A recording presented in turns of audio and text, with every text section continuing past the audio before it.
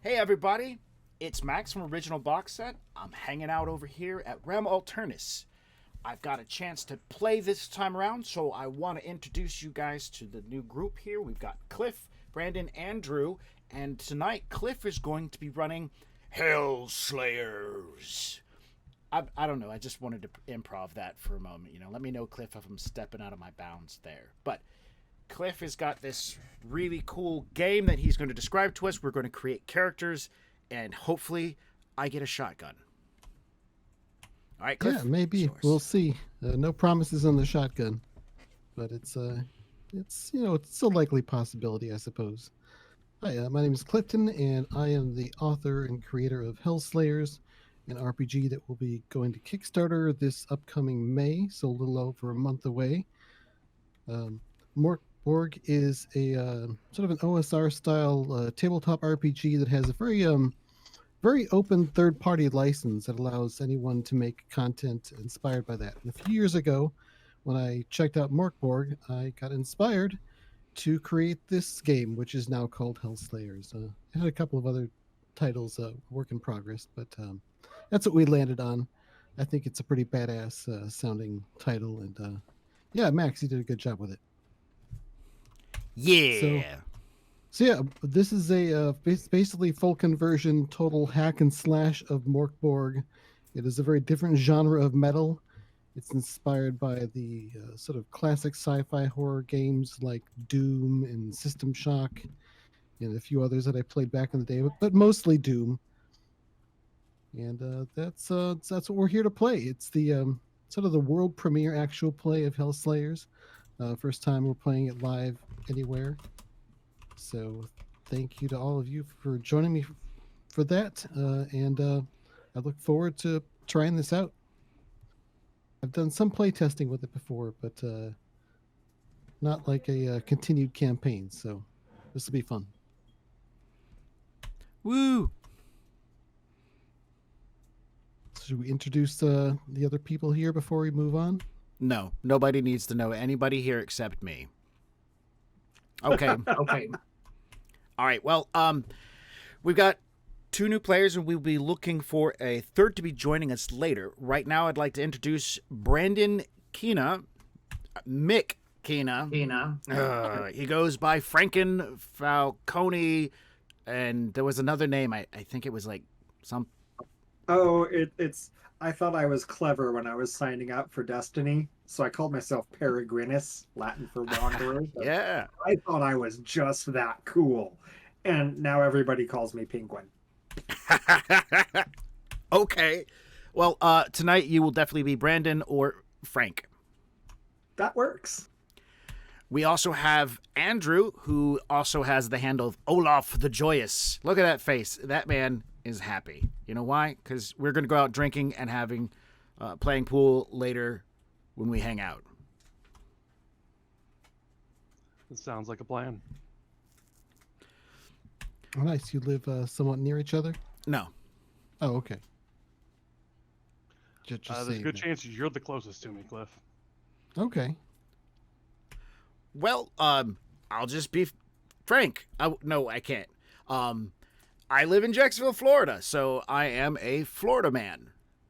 What about you, Andrew? I am an Iowa boy. I'm sorry. You say that. I've been to Florida. I've lived there. I know It better. says the Florida man. What about you, Brandon? I am an Oregonian, actually, proud native of the Pacific Northwest. Woo! You guys have mountains and trees and goats. We do. We do. I actually have a very good friend from an old job who raises goats. They are nightmarish.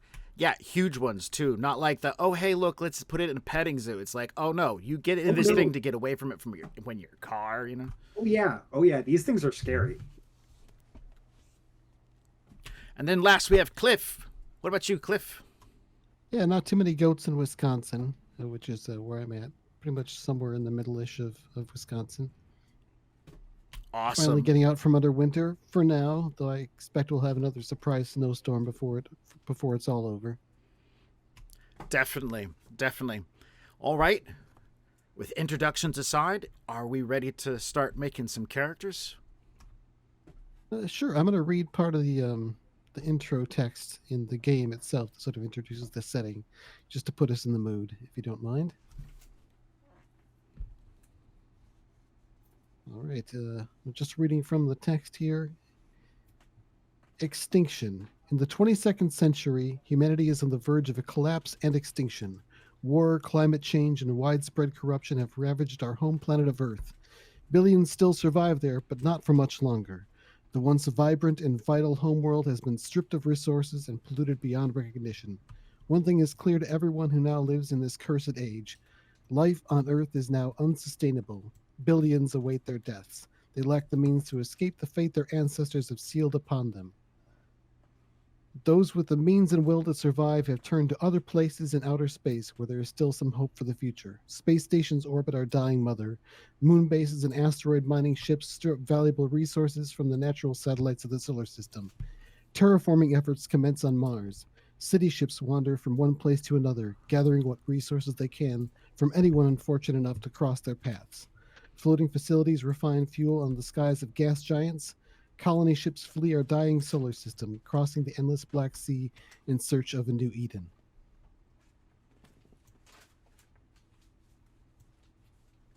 I'm going to skip ahead a bit. One of the sort of major factions in this setting is the Lunar Corporate Alliance, which represents one of the largest, most stable government organizations among the Exodus. Some of the most well-established exoterran bases exist on Earth's moon, including vast underground farms, mining operations, housing facilities, and even luxury resorts where the wealthy and powerful live privileged lives and rule over many others who could never hope to be elevated to such lofty positions. The LCA is made up of numerous corporations, but only the 7 most powerful, influential, and profitable among them make up its leadership. There's the Material Acquisitions Corporation, MAC, Harvesta, Terraform, Seabreeze, Barrage, Biotechnica, and Nautilus.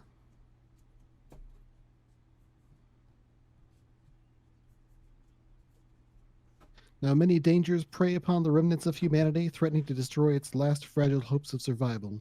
The least of these dangers are human pirates who survive by attacking and stealing from vulnerable ships. They are not well armed enough to be a significant threat to the bases on Mars and Luna or the city ships, but often intercept and assault ships carrying precious cargo and personnel from one place to another. Isolated laboratories and workshops attempt experiments that would once be considered insane in the hopes of discovering a new and endless power source, instantaneous travel through space or time, access to other universes where resources are plentiful, making contact with aliens outside our solar system who might come to our aid, or employing extreme modifications of the human body to make us far less mortal than our fragile forms currently are. Most of these experiments ended in failure. None of them have met with success, but some few have created disasters. All over the solar system, horrible disasters occur every day which threaten to pour out and devour what is left of humanity. The LCA will not stand by and allow their efforts to be threatened, and so they have created a new military force that owes its allegiance to all of the greater 7 corporations. Few are willing to volunteer for such dangerous tasks, and so most of its conscripts are taken from those who disobey. Instead of facing extreme sentences for their crimes and infractions, they are given the opportunity to redeem themselves by fighting the enemies of humanity, or the LCA at least. These soldiers are known as Hellslayers. Hellslayers are largely considered expendable and are sent with minimal resources into the most dangerous situations imaginable: stations, ships, and bases overrun by pirates, aliens from other universes and our own, and monsters engineered by the hubris of humans.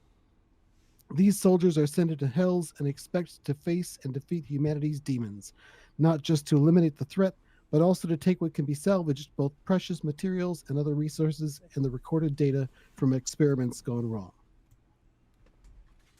And I think that's enough general intro for the Hellslayers setting and sort of putting you in the context of what your characters are. It's time, I think, for you to create your Hellslayers. Any questions so far? Not for me. All right, creating characters should be fairly quick and simple. There's not too many choices to make. But the first one, the most significant choice for shaping your character, is your MOS. Each of you needs to choose an MOS from the options of Grunt, scout, medic, or engineer. Well, in the pre-ramble before we started, we all started discussing that in a bit, and I and Brandon both kind of agreed that I was going to take the medic and he was going to take the grunt. Yeah, and somebody has to do tech, so I'm gonna be the engineer. All right. So if you look at your MOS description in the book I shared with you,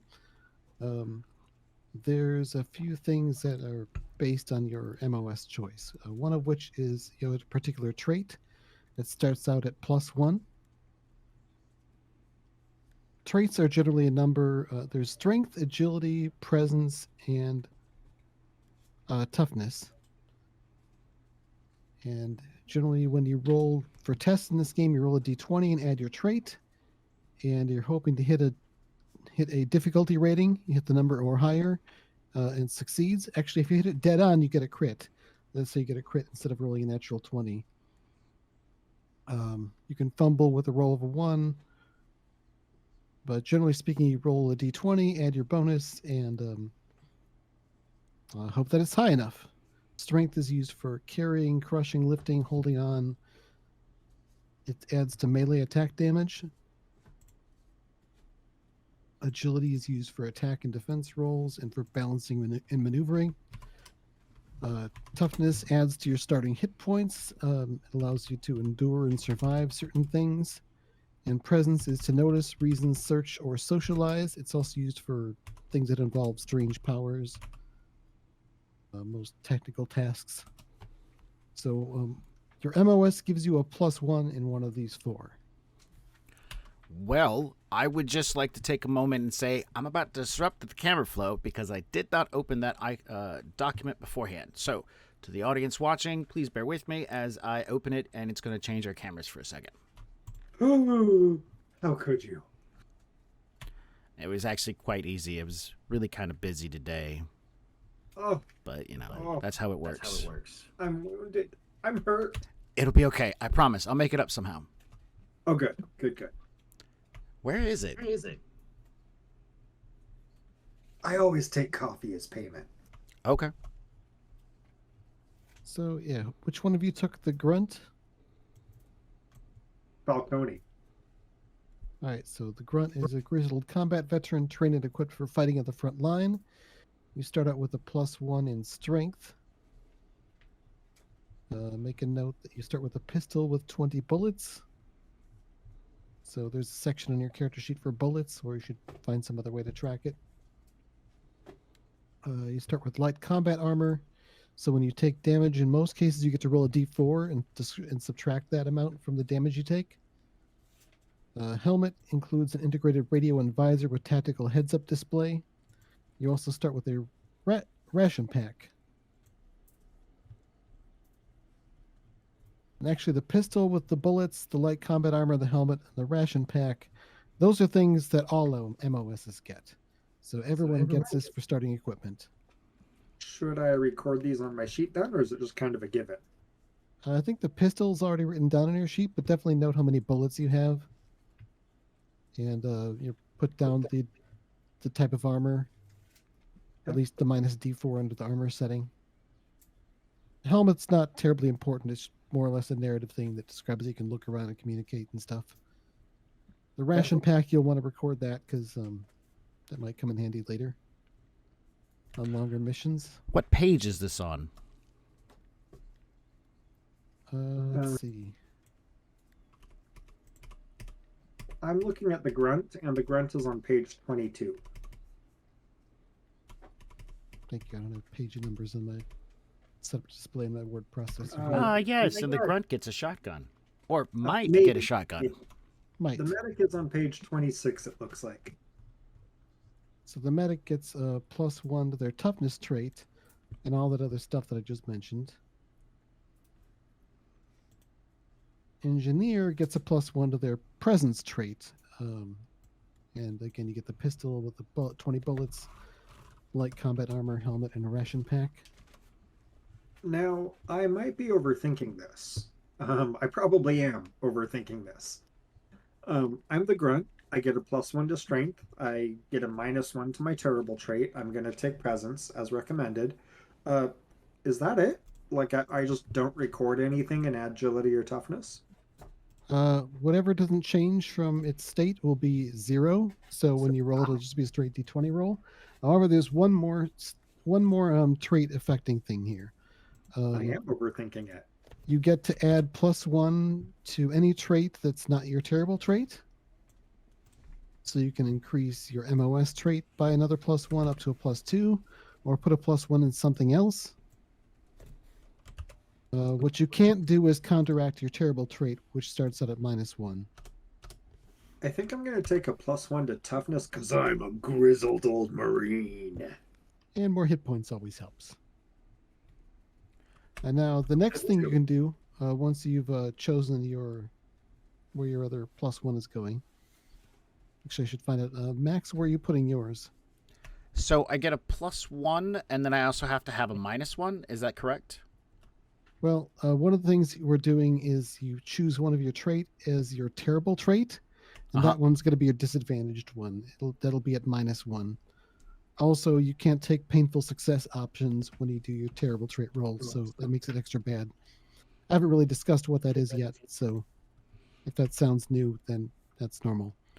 I'm going to choose my presence to be my terrible trait, and I have the +1 from toughness.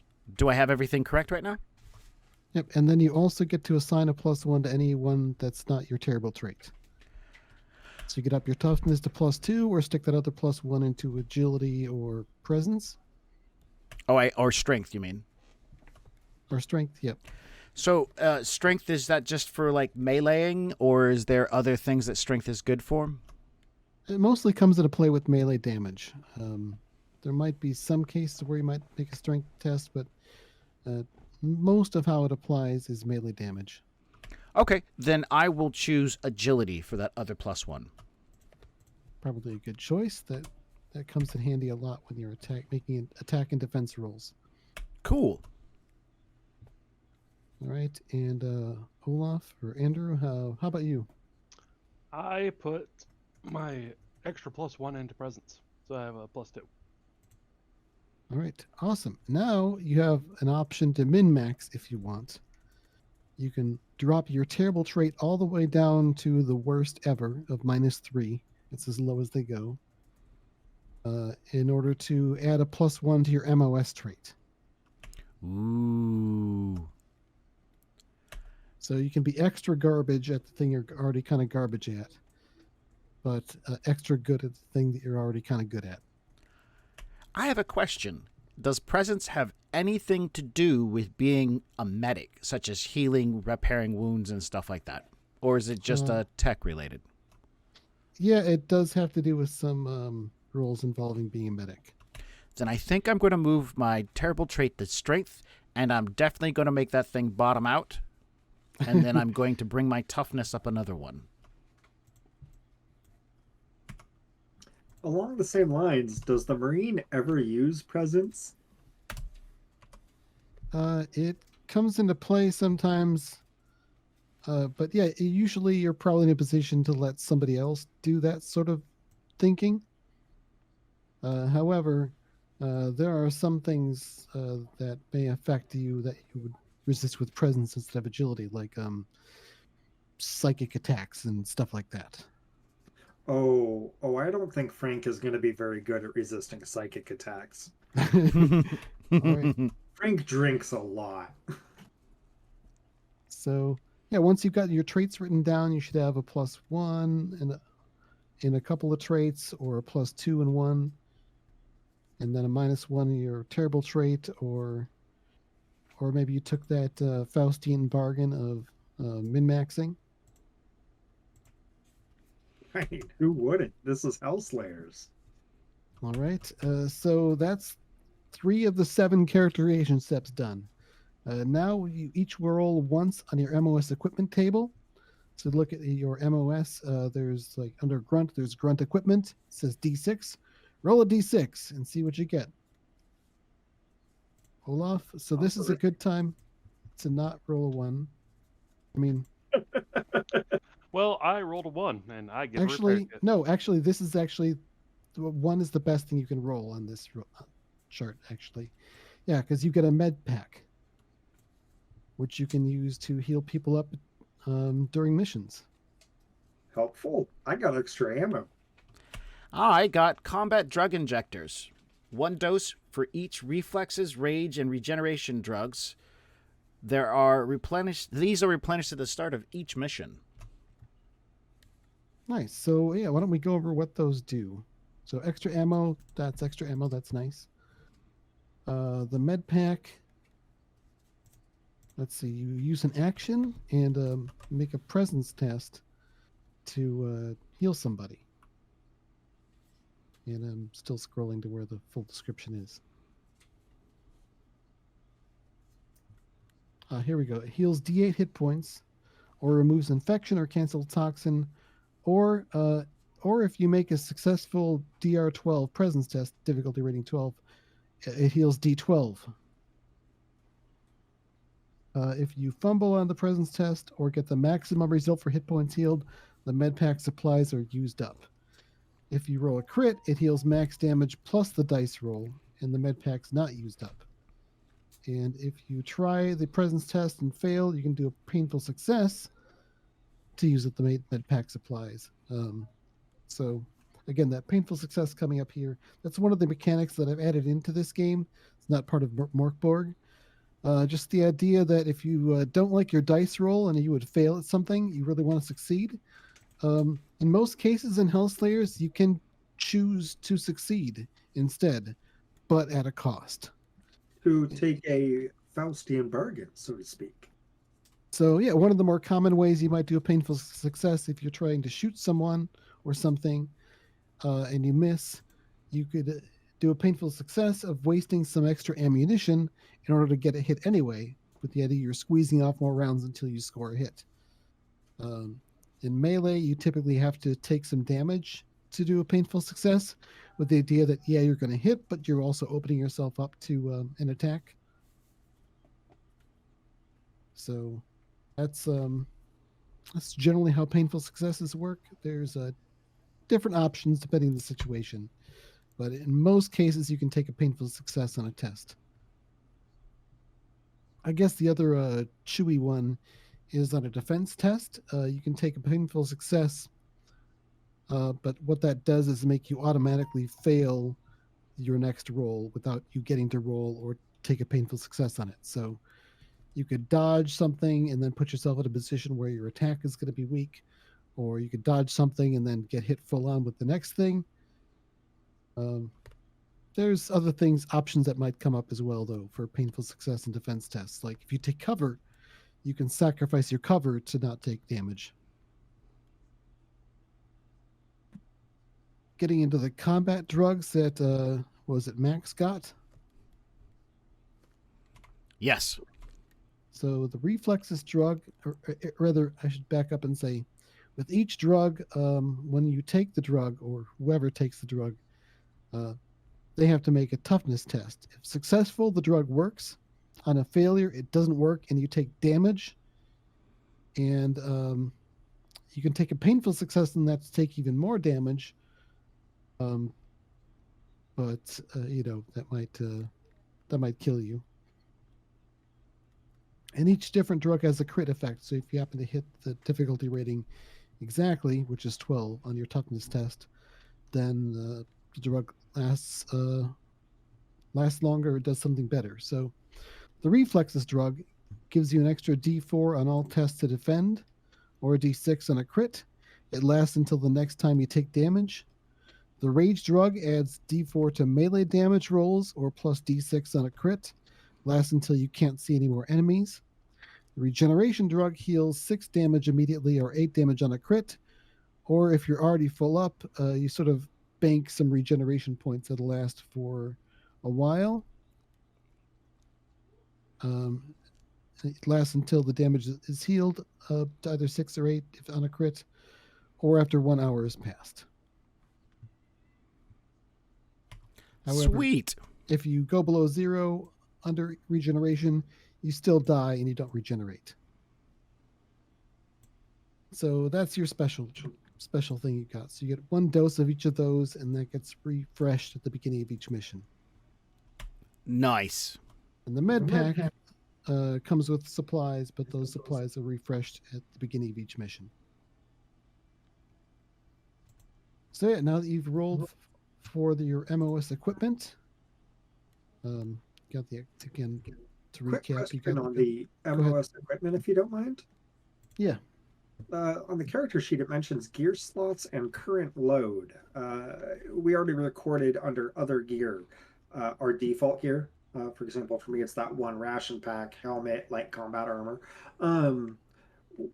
Gear slots and current load, is that like extra guns and stuff? What are we looking at for that? Yeah, so generally speaking, most items or equipment takes up 1 gear slot. Ammo doesn't count toward that, but your pistol does, and so does that ration pack. What about armor? Armor doesn't. Woot. That means I have 1 gear slot left. So my And- current load is 2, right? So the med pack would take up a gear slot. I want to say the combat drug injector does. And then, so for me, it's the combat drug injector and the ration pack are 2 slots out of my 3 because I took a -3 to my strength. Right. So maybe you can convince someone else to carry your extra stuff. Yeah. Yeah, that's pretty much what it's going to be. This is heavy. Pick it up. I mentioned the helmet doesn't take up a slot. So for Frank, the pistol and the ration pack take up a slot each, right? Yes, the ammo doesn't. Okay, perfect. Thank you. So you can Oh, carry right, the more than your gear slot pistol. limit, but then you get an encumbrance penalty, -1 penalty to all strength and agility tests for each 1 gear slot you exceed your limit by. So most 2-handed weapons will be 2 gear slots, like shotguns and plasma rifles and stuff. So I was wrong. I forgot the pistol. I'm actually full on gear. You know, Frank still has 5 slots left. I'm just saying. Will you carry my ration pack, Frank? Frank is always hungry. Of course, I'll carry your ration pack. Don't eat it. That wasn't part of the What? deal. That's my lunch.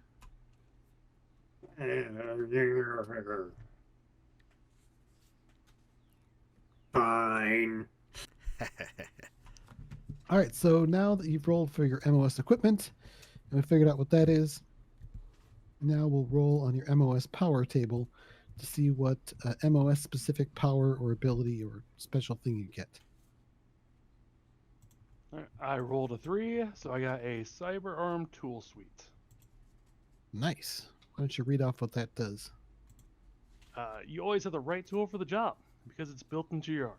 You can extend or retract whatever tool you need for a job. You can still use 2-handed weapons. If an unlock requires a special tool, you automatically fulfill the requirements. If a weapon or other equipment becomes damaged, you can attempt to repair it without a repair kit. This requires a presence test. On a success, the item is repaired. On a failure, you have to do it with a repair kit. On a crit, the item is repaired and you gain a badass point. On a fumble, the item is thoroughly destroyed and cannot be repaired by any means whatsoever. Painful success. The item is repaired, but your cyberarm tool suite can't be used again until it's fixed with a repair kit and you receive maintenance between missions. It's a good thing I have that repair kit. Yeah. All right, so who wants to go next?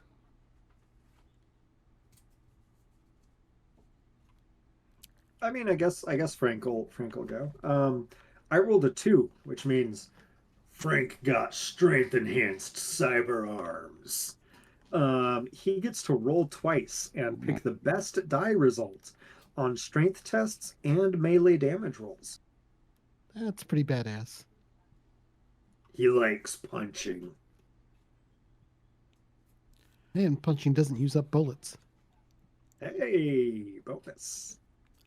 And what about the medic? The medic got the Lazarus system. The first time you are reduced to 0 hit points or less, heal a D8 in hit points. This is recharged between missions.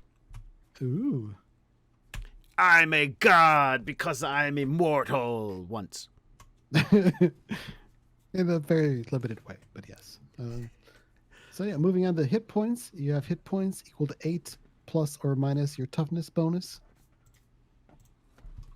That's how many hit points you start with. It'll be your current maximum. If you survive, that number might go up. You also get 2 badass points. And I should probably explain what badass points do. I thought they made you a badass. No, you have them because you are a badass. Oh, I see. And you get them for doing badass things, like fixing stuff, I guess. Sure. So you can spend badass points whenever you want. There are 4 effects. One of which is you can turn a successful attack into a crit, in which you deal max damage instead of rolling. Another option is to reroll any dice roll, even a fumble. Another option is on a failed defense test, take minimum damage instead of rolling for damage. And the last option is to instantly heal D6 damage. Getting your sort of second win between frames. And when you do this, you have to describe the badass way that your Hellslayer achieves the effect you choose. You can spend them whenever you want until you run out of them. Yeah, and you start with 2. So again, reroll, make a success a crit, take minimum damage on a failed defense roll, or heal some.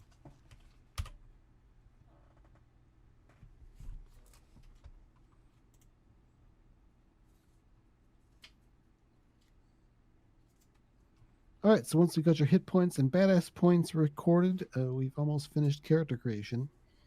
Give yourself a name or a handle, or you can just go by your MOS title or a number if you'd rather not. It's up to you. And as you're doing that, if you look in the Roll20 window, there's some tokens put out there. I'd like you to each claim a separate token for your character. I'll Can I mention the say 2 that- ones in the bottom right are sort of the medic looking ones, just so you know. Can I say that Frank's nickname is Grunt? Sure. Excellent. Okay. Okay.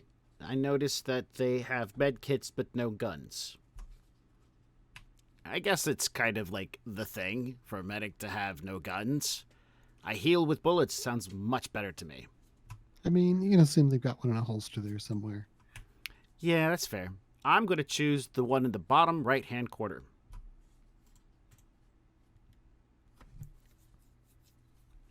I'm kind of looking at the one that is on the top, second from the left. So he's green and he's pointing a pistol straight out at something.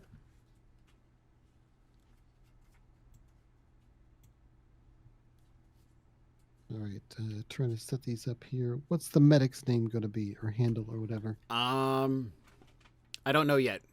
Let me think. On the spot. Oh gosh. Medic. No, that's kind of generic. Max. No, that's a terrible name. Who would ever use that?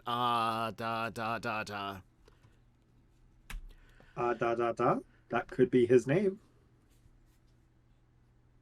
Kit. K-I-T. Kit. Good name. Kit Good the name. medic. Better have that med kit ready. I actually don't have a med kit. Why did you fail us? Somebody. Oh, you got drugs. I have drugs. That's all I have. I've got drugs. Somebody get that med kit over here. There we go. My first name is going to be Medi. Maddie. But I go by my last name because I'm actually an officer. Can we do that? Is that okay? That way I'm a Lieutenant Kit. Sure, why not? Okay. All right. I can't figure out how to do a fancy thing in Roll20, so I'm going to stop trying and just make it work. Can I say that Frank is not an officer specifically because he's been promoted several times, and each time he gets promoted, he ends up getting drunk and getting into bar fights and getting busted back down to private? Sure. Excellent. All having these like in-depth stories. Like I'm playing a guy that goes by Tech because he doesn't need a real name. He's just some guy like, oh, you have a weird cyber arm. You're enlisted. And which token are you picking? Bottom left one's fine. Bottom left. And your tech. Well, that is correct.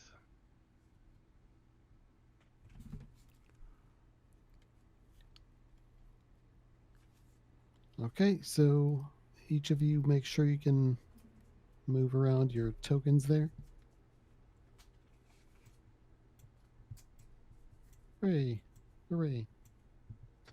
All right, I'll move these other ones out of the way.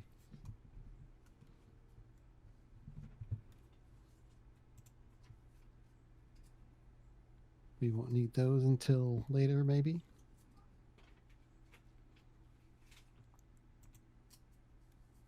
We'll end up I mean, I think we all know that, Kit, Tech, and Grunt are going to die. That's just how the game works, right? I mean, you're all Hellslayers, so Yeah, that's the whole point. you're not meant to die from old age. We're not meant to live long, happy lives.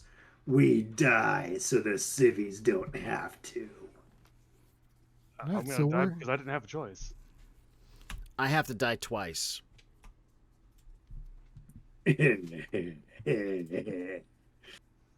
sure we can help with that. No, that's good. It's good. With the drugs and the Lazarus kit, it's fine. I got this myself. I'd like to save one of my deaths for the weekend when I just get so sloshed I die from alcohol poisoning, and then I just come back afterwards. That's my favorite kind of death.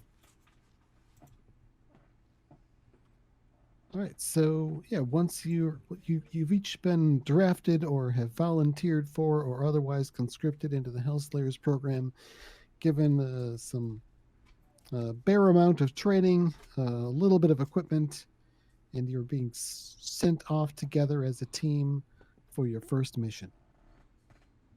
I'll introduce the mission, and then I think we'll take our first break. Now, in the game Hellslayers, there's a whole bunch of random charts and things for making up your missions on the fly, so you don't have to do any prep. I, however, did a little bit of prep and pre-rolled the first mission. Most missions have multiple sections, which are basically levels or separate maps that you play through. The introduction mission only has a single section, so only one map to play through. The type of location, it is a scientific observatory. What sort of observatory or what it's observing is above your pay grade. It's been infested with aliens of some kind, and you have two objectives. There's a primary objective, which is your mission objective. Whether or not you succeed or fail on the mission depends on whether or not you achieve that objective or not. That objective is all must die. You've got to scour every single room or chamber you can find in this place and kill all the aliens you find. The secondary objective is to locate a room that is hidden. So you'll need to search some of the rooms until you find the entrance to it. And loot what you find there. That is a secondary objective. If you succeed or fail at that, the mission could succeed or fail on its own, but you get an extra objective point for completing that. By search, you mean break shit until we find it, right? I mean, hump the walls if you have to. No, Frank, no, stop.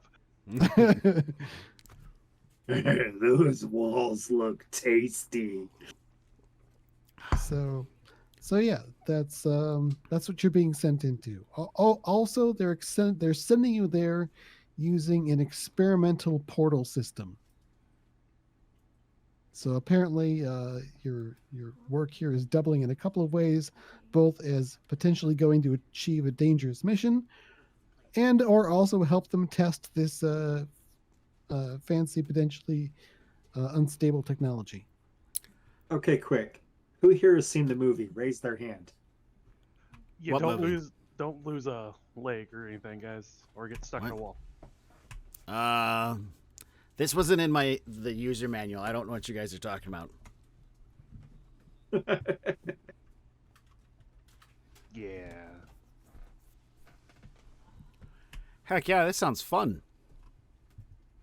Awesome. Well, let's take our first break then, and come back and start the first mission. If we have time, we might even go into a second mission tonight, but we'll see how it goes. I really, I'm not sure what to expect and how long it's going to take us to play through a mission. How long are we gonna break for? The break is about 10 minutes long as far as it goes for the whole commercials. All right. So back Break. in 10. Back in 10. Hey, everybody. Welcome back. We just got back from our short 10-minute break, and we are getting ready to dive into our first mission with Frank, also known as Grunt, Tech, who's just known as Tech, and Lieutenant Kit. That's me. So we have a grunt, a medic, and an engineer on the team. So yeah, you're each sort of woken up from your chamber and brought in to meet each other for the first time to have a very brief briefing on your mission, and then you're sent to go gear up, go check your locker, strap on your armor and helmet, check your pistol, bemoan your meager allotment of 20 bullets for your pistol. Excuse me, Grunt has 40 bullets. Except for Grunt, who has extra ammo. Good. Let's see, one of you has a med pack, the other one, your medic, actually has the combat drug injector, which can be used on yourself, by the way, or other people. And you head to your assigned location, which is in a section of the station that you're normally not allowed in. You have a special clearance, and you have guard escorts once you pass a certain point, and you end up in this room, which has essentially a bunch of wires and equipment all over the place. Looks fairly chaotic, but also high tech. And it's all sort of wired up to this unusual platform in the center of the room. Once you arrive, the LCA liaison steps up and says, good you're here. Well, good luck on your first mission. What? Is that our debriefing? No, the debriefing is if you come back and survive, we'll discuss what happens. But let's not get too far ahead of ourselves, eh? Don't So get our hopes up. So the first part's called the briefing. Hang on. I pull out my little pamphlet. And on the front cover it says, "How to Lieutenant." You've already been briefed, right? Go to the bug-infested observatory, wipe them all out. Nobody ever said anything about bugs. And I believe it was kill all that we can find. There's a very important wording there. I like killing stuff. Yeah, if you leave any of those alien critters behind alive, and we find out later, it'll still be counted as a mission fail. So, best to be thorough. If you survive to reach the escape pods that are at the far end of the observatory, exit via those, and you'll be picked up by one of our ships that's waiting nearby. How are we going to get there? Just stand right over there. He sort of looks over at one of the scientists who's wiring something up and like just gets a zap and ooh, ouch, and looks over. But she was, oh yes, right there. That's the aperture. Do we get a map? My instructions, and I'm holding up my little lieutenant book, says I'm supposed to ask for a map. check your heads-up display once you activate your helmet, and out of character, if you look at roll 20, I've moved you to a new scene. It should give you a very, very general overview map of the location. I will flip to It's page 7 of my manual and see that it says there's a button on the inside of my helmet. So I pull my helmet off going, oh, hey, there's buttons in here. Grunt is going to take a look at Kit. Is going to hold up a bottle, kind of swish it around a bit and say, "You haven't been doing this long, have you? My instructions come in a bottle." No, actually, I'm straight from the academy. Of course he is. And Grunt is going to look at Tech and say, "Enjoy your last moments, kid." And then he's just going to swill back. Just, oh. Great. I'm sure that will improve your chances. The LC liaison says. Now, if you will please go stand on the platform over there. I go to the platform. It says aperture. It's an aperture. Okay, stand on the aperture, please. I wasn't It even just supposed looks- to be here today. Fine, I'll go stand on the aperture. I'm looking at the scientist going, here? Or should I be more toward the side or the center? Maybe over here? Do I need to face one way or the other? Just make sure you don't stick your arms out over the edges. Don't stick your arms out. Got it. Hey, don't stick the arms out. Grunt. Don't stick your arms out, Tech. Keep your arms and legs inside the vehicle, kiddos. So there's not really much room on the platform, so you all kind of have to scrunch in, sort of back to back or whatever. Come here, give me a hug. I'm encumbered right now, so I'm going to hook my extra ration pack onto the back of Grunt, as just so I don't get encumbered. Right, and yeah, the Grunt just- LC liaison says, "All right, fire it up." And one of the other techs across the room pulls this big lever, and there's bright whiteness and incredible pain. All you see is just bright white with occasional spots in your vision, and everything is just on fire, like you're being electrocuted, which might actually be what's happening now. Maybe you won't even get to see the mission. So it's a normal night for Grunt, is what you're saying.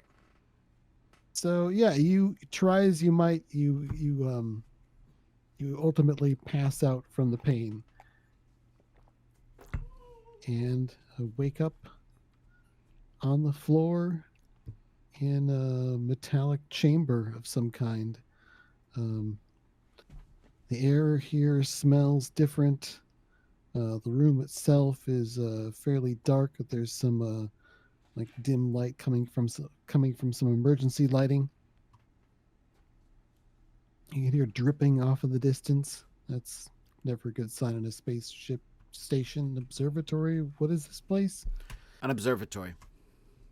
And so yeah, I'm going to move us over to a little map of the room you start out in.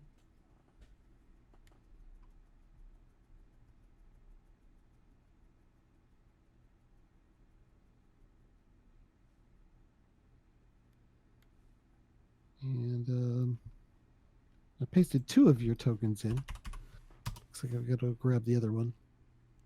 I was just going to ask about that.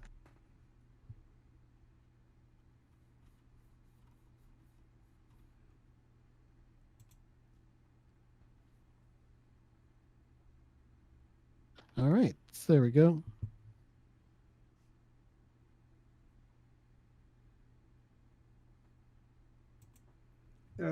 It is still whatever. All right, Kit is so- cloned. There's a clone of Kit outside the area. Oh, so it did paste it in. It was just farther away. Yeah. That's Uh, funny because, you know, the portal closes and everything, and now there's 2 of me standing there. It's like, oh, man, I don't think that was supposed to happen. And the other one And then goes, no, which only one of us can live, and then shoots me. All right. Well, I am the true Kit. You all wake up on the metallic floor of this chamber. There is an exit. Note the green line down the middle of the room. This isn't necessarily visible to your characters. It's just marking out the different zones. So instead of tracking your exact position for ranges and things, we'll just use zones. So if something is in the same zone as you, it would be in this case on the left side of the green line. You'd be in melee range. If something were medium range, they would be in the next adjacent zone to you. Long range is one further than that, and then line of sight is beyond that. So usually when you're in combat, you have a limited number of actions, 2 per turn. You can use an action to attack, you can use an action to move, you can use an action to take cover, or there's a few other things. Basically, most things that would require you to make a test in order to do would take an action other than defense rules. So with normally, with one move action, you can move from one zone to an adjacent zone. So you see in this room that there don't appear to be any hostiles. There's just the 3 of you alone. And there's another weird aperture thing in the middle of the room. Bit of smoke coming off of it. You'd appear to have survived the transition, passed through the portal, but it sucked. Fortunately, there's no hostiles in here because you don't know how long you were passed out unconscious after arriving here. Grunt is going to look around, look at the now empty bottle in his hand, and just say, well, it's cleaner than some places I've woken up in. I don't know if that's a good thing. So there don't appear to be any active hazards in this room. Your HUD is displaying that it's a breathable atmosphere, appropriate pressure, and all that stuff. I'm going to have my helmet off again, be like, oh, hey, this is the button for the radio. And so I turn the radio on, and all of a sudden there's a decent amount of squelching. Oh, no, hang on, let me fix that. And put the helmet on. Okay, we gotta move out, right? And Kid is actually making that noise, that noise. One other thing I should mention that you can do with an action in a room, if there's no enemies present, is you can search it for loot, basically. Ooh. This is a presence roll, and if you get a crit, you get to pick what you want from the list instead of rolling on the loot table. If you fail, then there won't be any more loot here.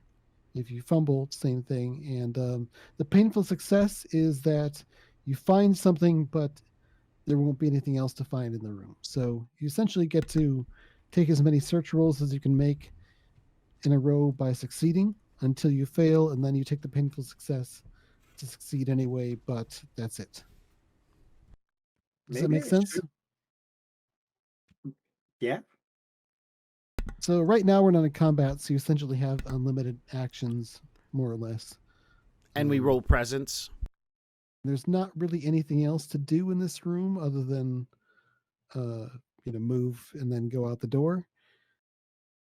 Unless you had any other setup actions you wanted to take that I can't think of. So we roll a d20 and add our presence. Yep, if you'd like to search, you'd make a presence test. Yeah, I'm sure I would like to, yeah. Yeah, I'm sure stuff got sent through before us. All right, so who's searching first? I will roll first. I got a 5, and I have no bonus, so the total is 5. Okay, so you use painful success in this case. There's really no reason not to. And there won't be any other loot found in the room besides what you find. Sorry, guys. But oh well. You get a random thing off the loot table. So yeah, you look around. I'm gonna scroll the loot table here. Do I need to roll for this random item, or? Yeah, go ahead and roll a d12. I was gonna roll, but it's probably more fun to have you do it. Yeah, I want to roll. I rolled a 10. This is super valuable, guys. Promise. I promise. All right. You find little emergency panel things, like in case of emergency, open this, and what you find inside is a hand grenade. It looks like it's essentially brand new out of the packaging, stuffed in this emergency stash. Now, Wait, hang on. I'm Now, not dumb, so I'm going to make sure the hand grenade's not hooked to anything, so if I pull it out, it goes off. it said in case of emergency and held one hand grenade. I mean, it's not a very big box. And it's not supposed to be for the enemy, it's for yourself. Yeah, I was gonna say. and the lieutenant got it. I think that might be foreshadowing. Yeah, this is a frag grenade, which you could use as a different attack. You throw it and it damages everything in the target zone. Does it count against my load? I was gonna ask the same thing. Good question.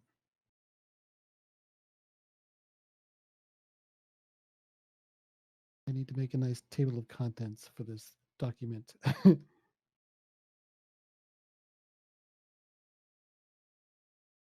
I would be okay with that.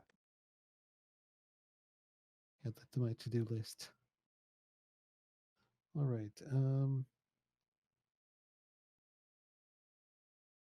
Each rocket, frag grenade, and power pack does take up a slot. So yes, All right, so I can't carry it because with you my can, but you'll have penalties. I don't like penalties. Nobody likes penalties. So So Ernie's just gonna reach out a hand. As- Gimme. as I will pull the grenade from the wall and be like, "Look what I found!" And it's still got the pin in it too. Hang on, this is in my instruction manual. And so I'm going to put the grenade under my chin while I'm holding my pamphlet, flipping through my book.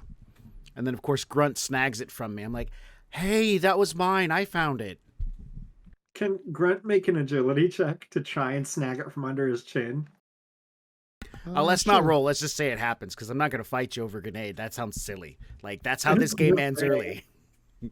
No, if you want to roll, you could always get a 1. So I want Yeah, to see what don't roll. happens. Don't roll. It's under my chin. What are you doing? So Grunt is just gonna say, gimme, quick! And he's just gonna snag the grenade from under his chin and make sure to wrap his hand around the pin and just hold it in and gently put the grenade where it's supposed to go on his belt. So Grunt is now carrying a frag grenade. And he's gonna say, "Oh, for fuck's sake, these damn officers." Uh, I'm going to have my pamphlet open and start showing tech in the pamphlet on how to use a hand grenade appropriately.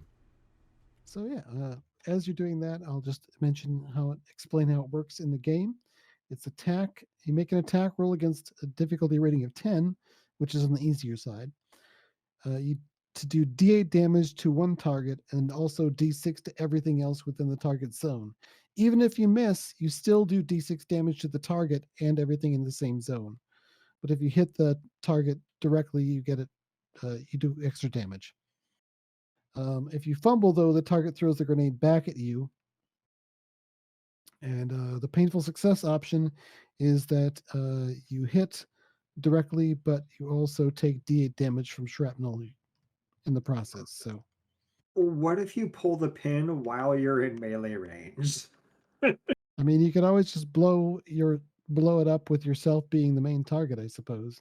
So you would take D8 damage, and everything else within the same zone would take D6.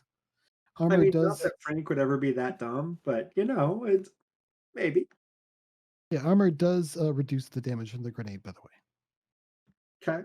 Okay, all right. So, according to your map, the next room. This really just connects to one other room. It's possible there might be an entrance to the secret room. No one's looked for it here, but this seems an unlikely place to find it. So Grunt, being a career soldier, is going to like hug one of the edges of the door, and he's gonna very carefully look around the corner of the door, just to see if there's anything out there that might want to, eat him, stab him, tear out his guts, etc. Normal things in the life of a Marine. Yeah, there's a somewhat larger room through there that you can sort of barely see through the fogged glass. It seems pretty dark. There's some occasional sporadic light. I have accidentally done something to my token and been moved over to the map. I think I moved everyone over to the map. Oh, thank goodness, because I was clicking a button at the same time. All of a sudden, everything transferred over, and I'm like, God damn it, what the hell did I do? Excuse my French, I apologize. That was inappropriate, but I was definitely like... So do you want to open up the door? There's a manual release valve for the door, which doesn't otherwise seem to have power. What is the strength requirement for opening the door? There's no roll required. Okay, then I can open it. Grunt will absolutely let the officer go through the door first. All right. Lead by example. You got it, sir.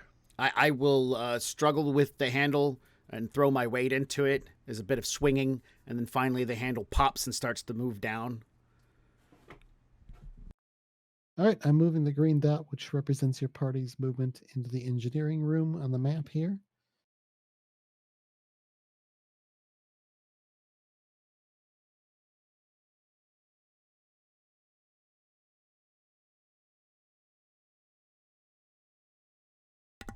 I don't think I should search.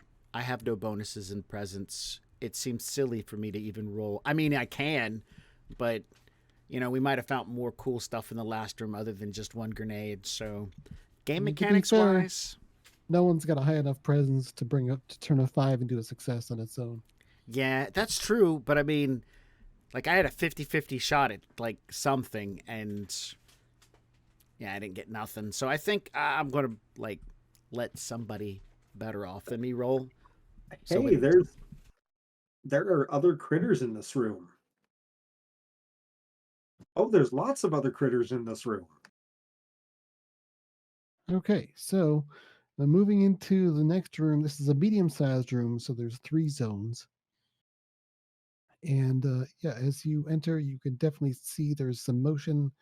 Little things are skittering and chittering around here, and sort of a larger, thin humanoid form with a head that looks like a big eyeball. Your HUDs mark out the enemy positions and label them with layman's designations. It appears that there are 4 chittering crawlers and 1 seeker. Normally, in a room that has the cover situation is here is cluttered, which means that normally you could take a stealth action, but the seeker has a special ability of making stealth automatically fail. It sort of turns and finds you. When you're in a cluttered environment like this, you can have the option to take an action to take cover if you want. Just so you know. I like that idea. Cover sounds like a wonderful idea. Do we have to...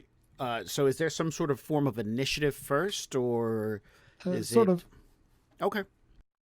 Normally, under most circumstances, all the Hellslayers get to take all their actions, and that's in whatever order you choose, and then all the enemies will take their actions. And then if it's an ambush situation, the enemies go first. But this is not an ambush situation. You are aware of the aliens. They appear to be aware of you. It's time to fight, I guess, or run back into the room and seal yourself and try to get the portal to work the other way. Maybe, I don't know if that's really on the table for any of you. But maybe the mission is to wipe out all the aliens here, and there are definitely some aliens. Well, I'm going to shoot. So that's what I'm going to do. I don't have anything other fancy to do. No grenades or anything. So, actually, I might stab somebody with some drugs. Nah, I'm just going to shoot. Let's just start off with the simplistics of the mechanics. So, whoever wants to go before me with, like, explosives and stuff like that. Tech, do you got anything fancy to bring to the game before Grunt pulls out his gun and starts, filling the air with lead? Not for this type of encounter. No, All I'm good at right. picking stuff. Grunt is going to take some cover, so he's going to use one action to take cover, and then he's going to take another action to start shooting at the Seeker and just say, "They said to kill them all." All right, so you take cover and then take a shot at the Seeker. You're at long range. Pistol, the DR is +2 at long range. So instead of needing a 12, you need a 14. Go ahead and make an agility Ooh. test. That is agility. Okay, all right. So D20, right? Yep, D20 plus agility. Okay, so that's +1 for me. And I rolled a 10, so that would be 11 total. All right, so that would be a miss, even with the extra range penalty. However, you can, instead of just marking off one bullet and calling it a miss, you can expend another D4 extra bullets to get a hit in no matter what. That's the painful success option. I think Grunt's a little eager. He's filled up on ammo for exactly this kind of situation. And he goes, "Kill them all and let God sort them out." And he's just All right, so go ahead and roll a D4 to see how many extra bullets it takes. 3 extra bullets. So Ow. 4 bullets used, because it's 1 plus 3. And yeah, you fire off several rounds. Most of them go wide, but one of them scores a hit. So roll damage for your pistol. All right, that's just a flat D6, right? Yes. Okay. And this says D6 damage, 2 attacks per action. Do I fire the pistol twice? Yeah, you can take another shot after this if you want. If you spend one action with a pistol, you get 2 shots. Okay, neat. So roll D6 for damage. This doesn't appear to have any thick hide or carapace or other Oh armor. no, I got a 1. So your 1 point of damage actually does hurt it a little bit. You're going to keep firing?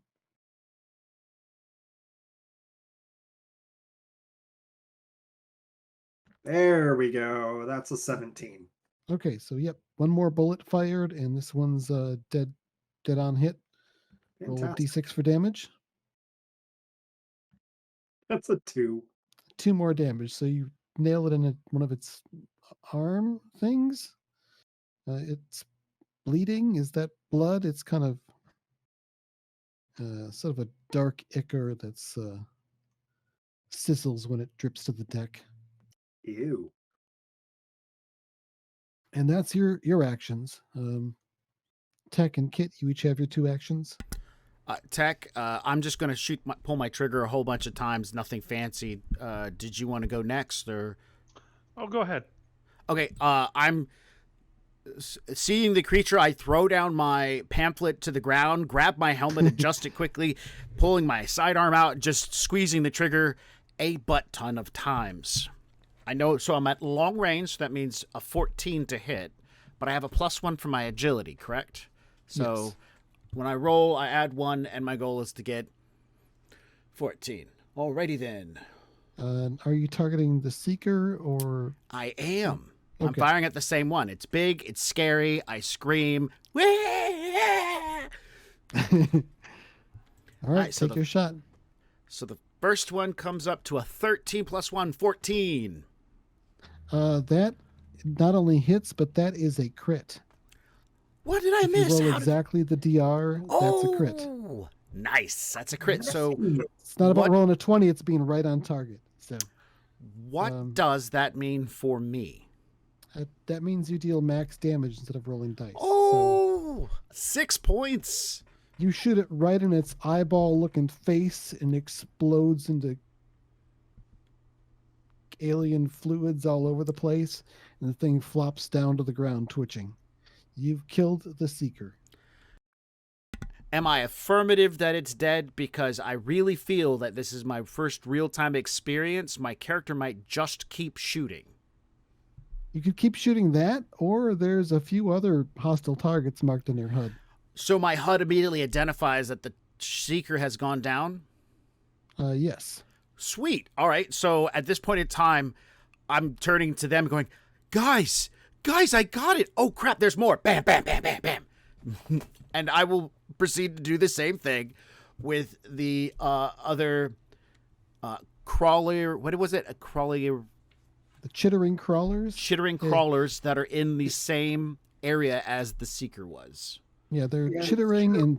and skittering around. They're small. They make difficult targets. So, in addition to the range penalty, there is a plus 2 DR to all range attacks against these things. So you need a 16 to hit this time. Oh, well, I got a 14, so that's a miss. That's going to miss, or you can take the painful success option to hit anyway for D4 more bullets. No, I think I'm good because I've still got 2 more shots. Conservatively, I just know that I don't think it's a hair trigger, so it's pull, hold. He's got like this. That's all he's doing repetitively. He's not good with guns. So All right. let's see what we get on the next 2 shots. Yep, you have another action to spend. That's 2 more shots. This one's a 19. That hits. Roll damage. 4. All right, looks like some of your damage is reduced by things got a carapace of some kind, but you definitely shoot the thing and injure it. All right. Well, then let's go ahead and do the last shot at the same one. And that's a 4, so that's a no. Yep, unless you want to burn more ammo. You know what? At this point in time, burning ammo sounds like a fun idea. So I roll a d4, Yep. and I got a 1. So that's yep, 1 only- extra bullet, so it automatically hits. And now I Yep. do a d6 in damage Exactly. for 5 more points of damage. Okay, armor reduces that, but it's not enough to save its hide. You put this thing down. All right. And so that's a total of 5 ammo spent. It skitters onto its back and its legs curl up underneath it. And there's some sort of whippy tail thing. You still don't have a too clear of a look, other than you're pretty sure you killed that one. I have stopped screaming, and now I'm just standing there staring at the mess on across the room. Guys, I killed 2 things. I've never killed anything before. Everything's been cardboard before this. Good shooting, Lieutenant. Is there like any big robot arms or anything in the room I could try to activate? You don't see any active robot arms or equipment like that. There is a lot of exposed cables and a lot of some sparks going on here and there. You can see some signs of like char.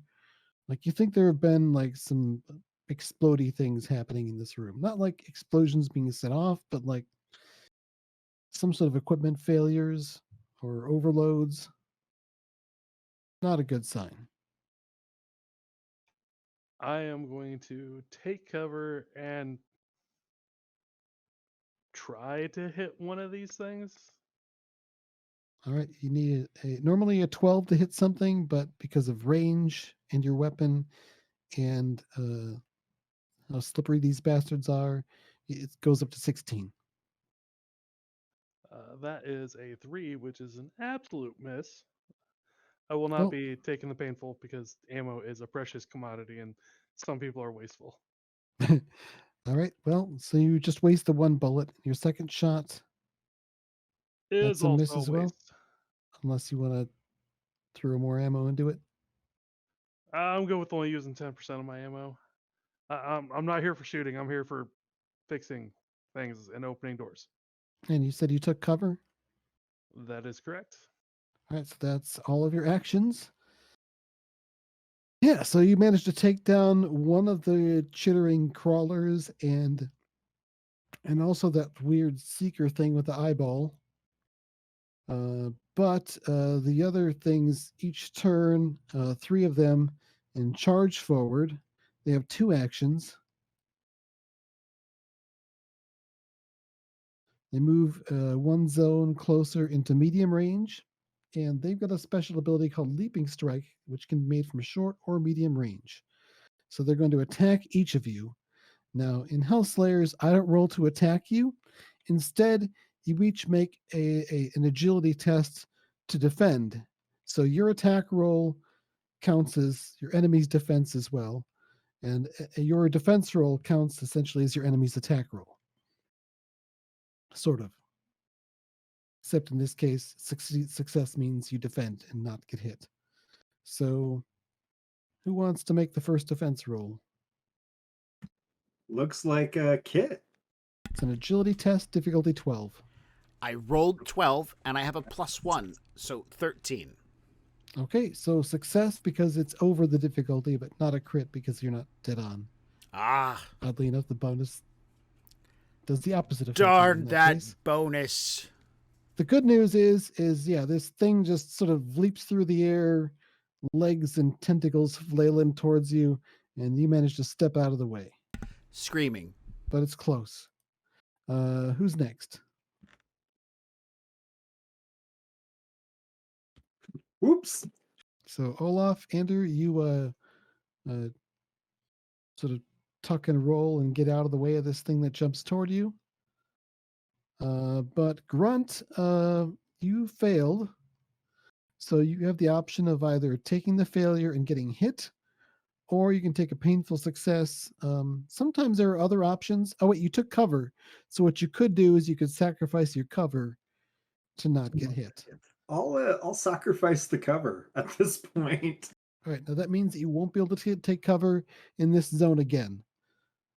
I'm okay with that. This thing goes leaping up, and you realize it's leaping up and around and over things, and you get a good look at this thing because it jumps right in front of right on top of what you were taking cover behind.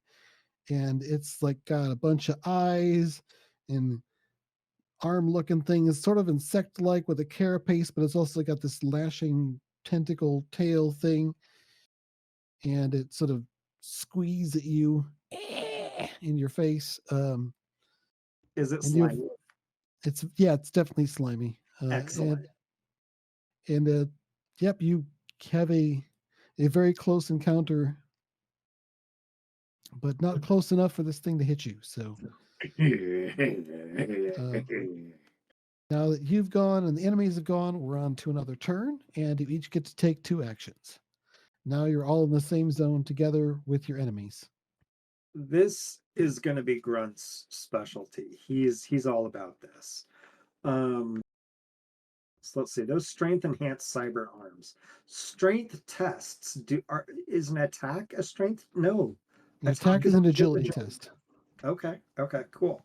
This lets you essentially, strength tests might come up for other reasons. They don't come up very often. Okay. But as far as fighting goes, it lets you roll twice the normal dice for damage. For melee damage, and then you pick whichever die is highest. I like it. All right, so he's going to start smashing. That's a good chunk of how he got his name. And he's going to yell, "Grunt smash!" As he goes careening around the room, attempting to punch and stomp and generally wreak havoc on these little bugs. Right. He's also going to yell, "I hate bugs!" So damage with your fists, I think, is D3 plus your strength. Damage with fists is D3 plus strength. Yeah. And you also get to make 2 attacks per action. Per action. Fun. All right. It's not the most damaging attack, but it's also Wow. Okay, so there's an 8. Plus 1 is 9. So we got a 9 for his first attack. So you can do a painful success on that if you want by taking damage back, but you probably don't want to do that. No, he's just going to take the miss because that's only half of 1 action. And there's a 14 for 13 plus 1, so 14 for the second one.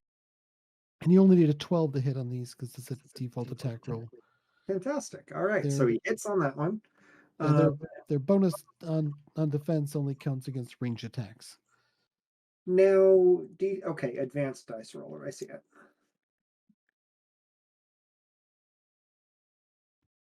Okay, now I'm looking in Roll20, and it goes down to D4, but I'm not seeing any option for D3. I think if you type /R space D3, it'll do it for you. Let me see. Otherwise, just roll a d6 and divide by 2. But Aha, there we go. Okay. So I don't think I'm going to make a second roll because I can't get higher than a 3 on a d3. So I'm just going to call that good. and what's your strength bonus? +1. Okay, so yeah, you hit this thing, you hurt it, but it does have a thick carapace. It does reduce some of the damage. All right. You think 1 or 2 more hits like this ought to do it, though. Okay. He's going to keep attacking the one he's already smashed. He's All right, just like, so I hate bugs, and he's just going to keep like stomping on it and punching it. And he really doesn't like bugs. oh, you got 2 more attacks to make. So 14 +1 is 15. That's gonna hit. Okay, one sec.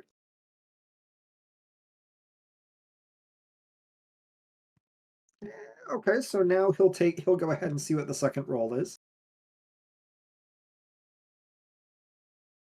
Okay, it's a 2 +1, so that's 3 more damage.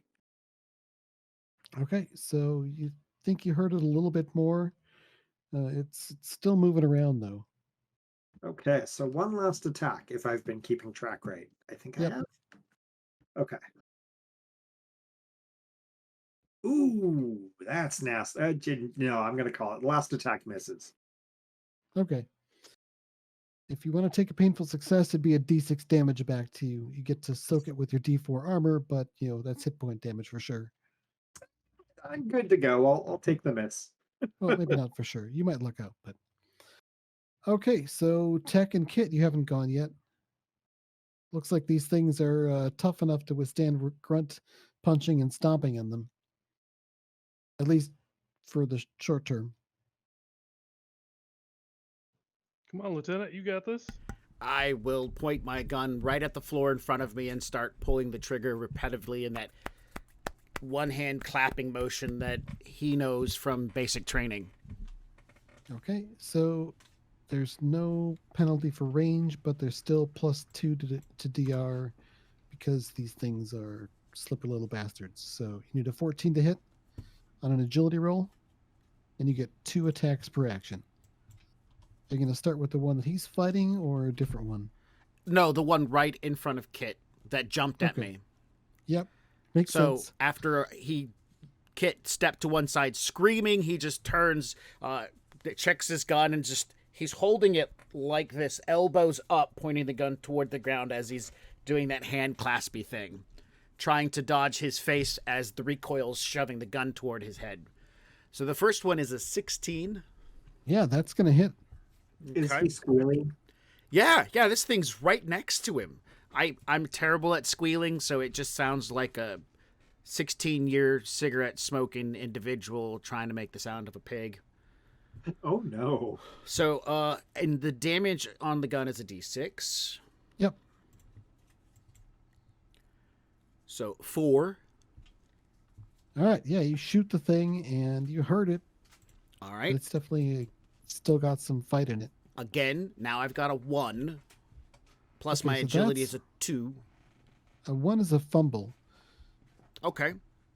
which means you're going to squeeze off an extra d4 rounds, perhaps in panic fire or something, Sure. and All get right. nothing out of it. Unless you want to spend a badass point to re-roll it. I rolled a 1, so I squeezed out 1 extra bullet. Okay, but you can still miss. You still have another action, though. Which will be 2 more shots right at the ground in front of me. All right, take your next shot. 12. 12 will miss unless you want to spend extra bullets. No, not yet. Last shot of the All right. round. 15 plus 1 is 16. That is a hit. And it will do 3 damage. So yeah, with its armor, it looks like this thing is still up and thrashing around, though it's trailing some sizzling ichor, which might be its equivalent of blood or might be some other function entirely. You're not sure. Either way, it's still coming for you. I have spent 10 of my 20 bullets now. And Tech, you're next. Oh man, oh man, oh man. I guess I'll shoot him. I guess I'll shoot the one lieutenant was on. And that's going to be a miss for the first one. Yep, 14's your DR for this. My 9 will also miss. I'm just going to keep shooting at the one the lieutenant hit. Oh no. Oh, all right. So, yep, that wastes an extra D4 rounds. Either it jams and you have to clear it, or you just end up panic firing a few extra rounds. Yeah, Tech is obviously not good at shooting. Luckily, that only cost 1 extra round. Yep, but you got one more shot. Ooh, Wow. Obviously, lot of Tech is ones in a really row. not good at shooting. Wow. I thought my dice hated me. Ooh, I have a description for why this is happening after you roll this D4. okay. there. So at least the ones are helping you as well as hurting you. So you only waste 2 extra bullets in the not hitting things. So it's six bullets spent on this turn with no effect. Yeah. Out of 20 total. So no big. So Alright, what was your? the lieutenant's sporadic shooting is chaotic and terrifying because it's so close. The text just there's like bullets bouncing, and so we're literally dodging mostly our own fire at this point in time. So when I'm shooting at the ground trying to hit, he's shooting at the ground too trying to hit. And I'm realizing that the bullets are reflecting away from me, so I start shooting at the ground, kind of aiming in his direction. Not trying to be mean or anything, but to hit the creature. And then he's shooting in my direction, so it's like, we realize there's just I may have been trying to hit somebody. So he's over there trying to punch things, and there's behind so many bullets. Still not dead. Yeah, so that's the extra bad news. These things get to make their attacks. So each of you needs to make a defense roll as these things sort of, the ones that have been injured, sort of like step back for a moment, but then leap at you unexpectedly. And the other one that hasn't been harmed, Tech, it sort of skitters this way and that, dodging your bullets, and comes lunging right at you. So DR 12 for this roll. Well, mine most definitely gets me, but So do you I have can to either renew my cover every round, or am I still in cover? you took cover. Let's see here. Make sure I use my own rules right.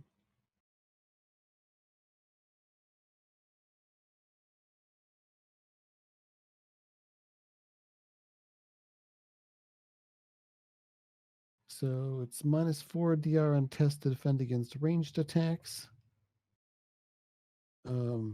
This is more or less a melee attack, so I don't think your cover even applies. Because it's in the same zone as you and it's using a melee attack. So yes, your cover would help against other people shooting at you, but no one's shooting at you right now. Or launching themselves at you from a zone away. So yeah, your cover doesn't help. It moves right around it or over it. You do have the option to take a painful success, which will mean that you automatically fail your next test, whatever it is. But at least you don't get hit. Do you want to take that Deck's option? getting hit. Deck's getting hit. All right. So yeah, this thing leaps up at you and latches onto you. It doesn't do any damage with its attack. The other two of you managed to avoid getting hit. So why don't you each roll again, because these things have 2 actions and they're trying to leap on you again. So Tech, we'll get to you in a moment.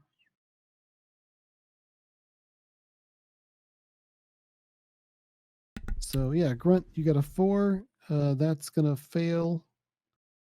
You can take the painful success of automatically failing your next roll, which will probably be an attack roll. It will be an attack roll. I will absolutely take that painful success. So Grunt's Okay. gonna be and he's gonna be like muscles bulging, like holding this thing away from him by brute force, but it's gonna occupy so much of his focus he's not gonna be able to like pitch an arm to punch or anything. And Max, what's your total on your defense roll? 13. Okay, so it succeeds. Yep, you're managing to skitter a bit yourself to keep away from this thing as it's lunging towards you. It's probably the screaming and the running. This is a Tech. horror movie, so screaming and running is important. Now, Tech is going to show us how the monster works. So, having succeeded an attack roll, it does no damage, but on further actions, it does damage automatically with no defense roll allowed. So, you take D8 damage, roll a D4 to see how much your armor soaks. Oof. So, only 2 damage, and you rolled a 4 on your armor roll. So that's good for you. You can feel this thing like trying to get its claws and its teeth or its whatever is around to somewhere vulnerable. But so far, it's gnawing on your body armor. See, this is what happens when you take good care of your equipment. You call this taking good care of your equipment? Oh, before I got here, yeah. So one point is that if anyone attacks the thing that's on you with a range attack, it's +2 harder. However, melee attacks automatically hit for max damage. What about if the other critters melee attack him? Do they have to go through their little buddy? No, they could attack him if they wanted to. Oh, Found a different no. angle. But yeah, it looks like he's jumped on by one of them. The other two are fixated on each of the other two of you. So So much for that idea. yeah, we're back to your actions. Oh, I've been forgetting something. Actually, this room has a hazard. I roll a d20 at the end of each round. Let me roll it twice. Oh, no.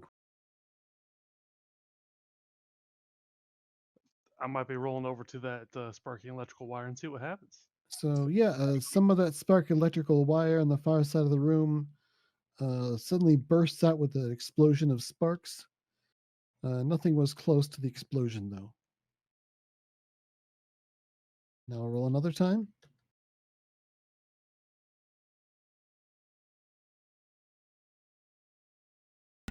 Push to talk.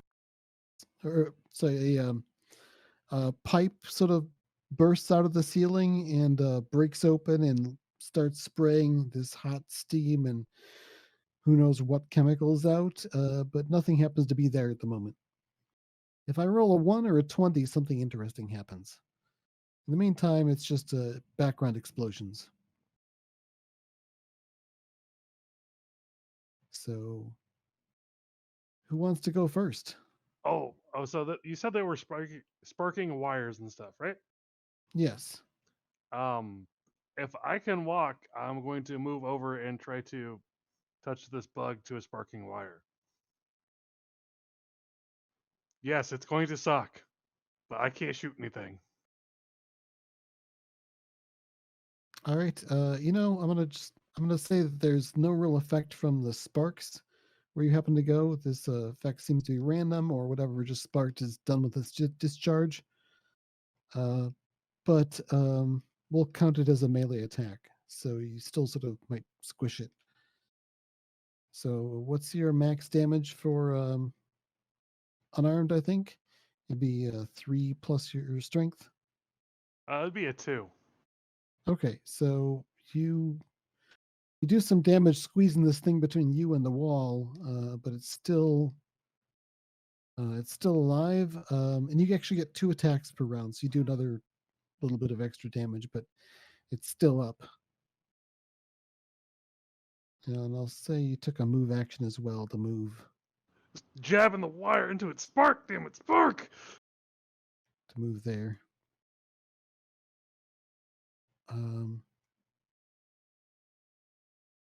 All right, we've got Grunt and Kit.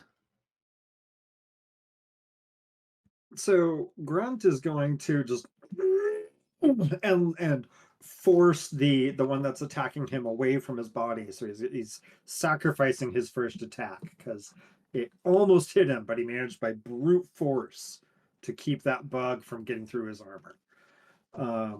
And then he has a second melee attack, right? It's Yep. 4 potential melee attacks. He sacrifices 2 because it's his entire first action, right? No, it's just your next test, so you only lose one of those. Okay, So, so I so have. you get a solid miss on your first swing, but you still have up to 3 more attacks. Okay, cool. I didn't understand. That's awesome. Cool. Then yeah, he'll start trying to smash the thing that's in his face. Is there any advantage from like swinging at its underside instead of its shell? Because like he was holding it from like trying to bite through his armor, right? There's no dice roll advantage, but yeah, you could certainly use it as part of the narrative description of why your attack worked or didn't. Cool. Okay. Yeah, he's swinging away at it.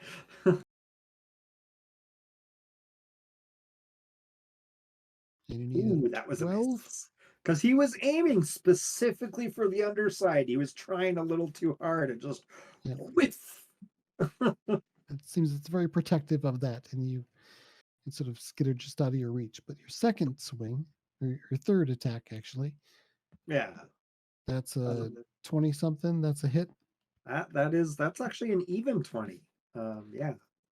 So yeah, he'll go ahead and roll for damage twice and take the better of the two. D3. There we go. Hang on one second. No need to roll a second one. He's gonna do 4 damage with his All right. punch. This time you squish the thing, and a bunch of goo and guts and whatever else sort of squirts out from under it, and it goes still, except for a little bit of twitching. You think you took this one down. He's gonna Grunt is gonna sigh in contentment. Just feels just like squishing a sock full of lime jello. And with that, he's Oddly gonna go. specific. Grunt he's seen some things. um, he's gonna go and begin attacking the thing on Kit. He just Okay. go. Or sorry, the thing on Oh my gosh. Yeah, Kit. Kit Well, is the medic. yep. Sorry, I'm an idiot. It's not actually on me. It's on the ground, and I'm running in circles, shooting my gun behind me to try to hit it. Tech has one on him specifically. Oh, see, but I'd have to take an action to move, and that would be my entire action, right? GM? You actually don't even have a full action. You have another attack if you want to take it, but it has to be against something in this zone. Okay. Then yeah, he's gonna attack the thing that Kit is running in circles around while squealing because Grunt does not like the squealing. It's rather high. It's a very immature sounding voice, one that hasn't broken, even though the man looks like he might be in his mid to late 20s. Oh no. He also, sadly, only has a neck beard and no real like accumulation of facial hair. It's very very young looking. Oh no. Make your attack roll.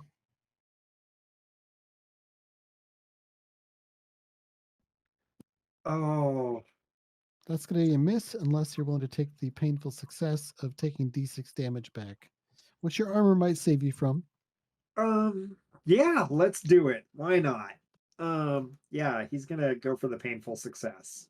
All right, so go ahead and roll your damage.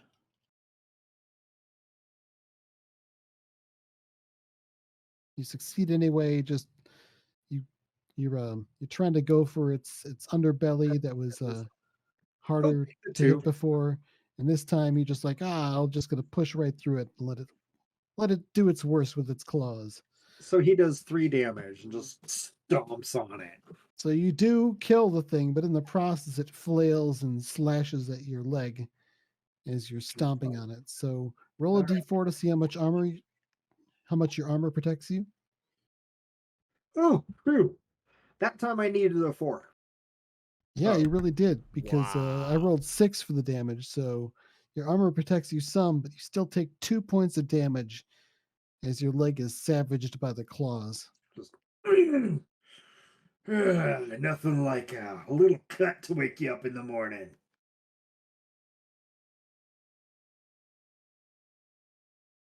And Kit, you still have your actions. All right. So for the majority of the beginning part of like after Tech moved away, the gunfire pretty much died down to just me. I was running in a circle shooting the gun behind me, but at this point it's useless. So I see Tech is in need. I'm going to shoot the one off Tech. All right, that's going to be +2 because these things are harder to hit ranged. Another +2 because it's lashed onto your friend. Range is And normal. is it also so, another +2 because it's tiny and slippery? I already counted that in. So Okay. it's a DR16. What if I move into the same area with him? Would it It'd go be down the to a same. fort? It'd still stay the same? So Yeah, with six. the pistol, it's harder to hit at long range, but short and medium, it's the same. Okay, so I get no real benefits from shooting from far or close. But if I Nope. stay where I'm at, I can shoot 4 times at the one on him. Yes. Okay, cool. The advantage of moving up to it is you would automatically hit it with max damage. However, for you, I think that might be 0 with your fists. Yes, that is correct. If I was to punch it without using my pistol, I would do 0 damage to it At maximum. at maximum. That is correct. Otherwise, if I have to roll, I actually heal people when I punch them. Well, it doesn't work quite that way, but Grunt just took a couple damage. Tech is in trouble. I think Right, I'll shoot at the one on Tech. Is there a Yeah, chance I could hit Tech? Like if I roll a 1? that sounds good. Yeah, we'll have that be the fumble condition. Sweet. And also Yeah. and also the painful success condition. Instead of using extra bullets, you Okay, great. you Here's hit the first thing shot. and You him. had to say it. No, I'm okay with that. First shot comes off and it's up 5. So that's a miss unless you want to take the painful success and hit anyway, but you'll also be hitting Tech. I'm gonna. Don't take it. I'm not gonna take it. Not right now. Okay. We're gonna hold. We're gonna wait. We're gonna hold. We're gonna hold the hand. I don't need any more cards. I know what I've got. All right, you're going to take another shot, I did, and I got a 13 this time. which is not high Still enough. not enough. All right. So now moving on to my third shot. Come on, this one's got to make it. It doesn't. The odds are not in your favor. It is not. I got this. I got this, guys. I got this. Bam, bam, bam. Tech, you need to turn a little bit so I can see it better. I'm trying to shoot at it, not you. He's trying to dodge as well. All He doesn't right. want to get shot by you. 9 is my last shot, and it misses. But I really know I need to save Tech from this thing at this point in time. So I'm going to push it. Okay, so in this case, that means you'll shoot the thing, but the bullet will also pass on through and hit Tech. Do we roll 1 damage for both of them or separate damage for each of them? Let's roll 1 damage for both. All right. And Tech, you get to roll D4 to see how much your armor soaks. Roll high, roll high. Nope, only a 3. Oh, that's fine. Well, so yeah, Tech's armor prevents the bullet from going through and actually harming him, but it does harm this thing. Unfortunately, it's not out of hit points yet. I am this now was- at 6 bullets. This was only been injured by being crushed a little bit by Tech. And now it goes and it takes both of its actions, each action dealing D8 damage to you. So, Olaf, roll your armor twice. Oh no. Yeah, that finally turned around on me. So that's 2 damage past your armor from the first attack. As one of its claws sort of gets around your armor and starts stabbing underneath. Hey, Tech, how many hit points do you have again? It's standard. And another 2 past the armor. So yeah, you can feel another claw biting in, and you've taken 4 damage total. Dude, that really Yeah. hurts. So that's it. With each damage roll against you, you had the option of spending a badass point to reduce it to 1, which would be no damage because of your armor would protect you. But you've only got 2 badass points. That wouldn't be too badass, so I'm gonna hold on to him. Like this thing is holding on to you. Oh yeah, it's gonna be fun. All right. So it's that was the monster's turn. So now it's Ooh, let me go first. Hellslayers. No, I want to go. I want to go. Hold it out so I can hit it. Is there anything I can climb on? Not really. I mean, there's some railings and some equipment, but the ceiling's not super high. It just You ruins can't all get the very fun of it. far. I was So- actually going to ask, GM, would there be any way I would be able to bull rush the creature and like grab it off of Tech, like as in like charge and like shove the creature into the farthest zone with like a bull rush kind of thing?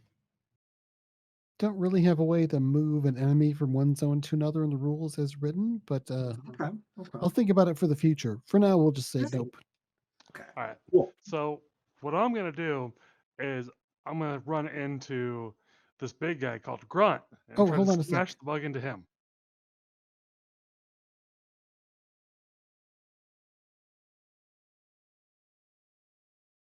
Okay. There's another explosion of sparks from another corner of the room, but not near any of the action. Sorry, That's, carry on. So you're gonna run up and smash it up against Grunt. that's the plan. I was gonna climb on something and belly flop off onto the bug, but that can't happen. So I'm gonna smash it into Grunt with the dude bro chest bump. Grunt's so- gonna flex and yell. Yeah, you do a little bit of damage yourself, Tech, with your actions, and Grunt hits it as well for max damage, and this thing splits apart and sprays you all over with alien goop. Good news is it stops hugging you and trying to kill you, though. Is the alien goop edible? It tastes terrible, except that it's really spicy. Yeah, so Grunt is gonna like dip a finger in the goop on his chest plate and lick it and just it tastes like victory. And your tongue feels like it's burning, but yeah. It tastes He like likes there's a it. hole in my chest. Like it was digging in, man. All right, you've cleared the enemies from this room. If you want to take some time to rest up a little bit, that's up to you. There's no like rest mechanic that takes place during a mission. Well, I could So use really the like- medical kit. Yeah, but you've got a med kit and some other things you might do. The other things you might do in this room is search it for loot, which is always a good idea. You also might look to see if you can find access to the hidden room, the secure storage area. It Why might is be it off that of I here think somewhere. Tech would be best for both of those things, but also Tech needs to be healed. I'm totally down with using the medical kit to help help Tech out, because Kit luckily took no damage from running away from danger, but will probably be now instructing everyone to follow suit with the lieutenant's well-trained tactics of running away from danger. So what do I need to roll to give some hit points back to Tech via the medkit? You would make a presence roll, difficulty rating 12.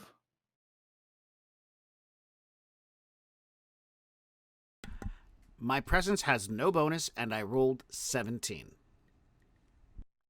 All right, so Tech, you are healed D12 hit points of damage. Do you want to roll it, or do you want me to roll it? Have you roll it. Okay. And there are still more supplies left in the med pack. That is a 6. How are we doing now? That takes care of everything. Excellent. Glad to be of service. I am going to loot the room. I am going to Right. clear the slime off my pamphlet and put it back in my pocket. Make a DR12 presence test to loot the room.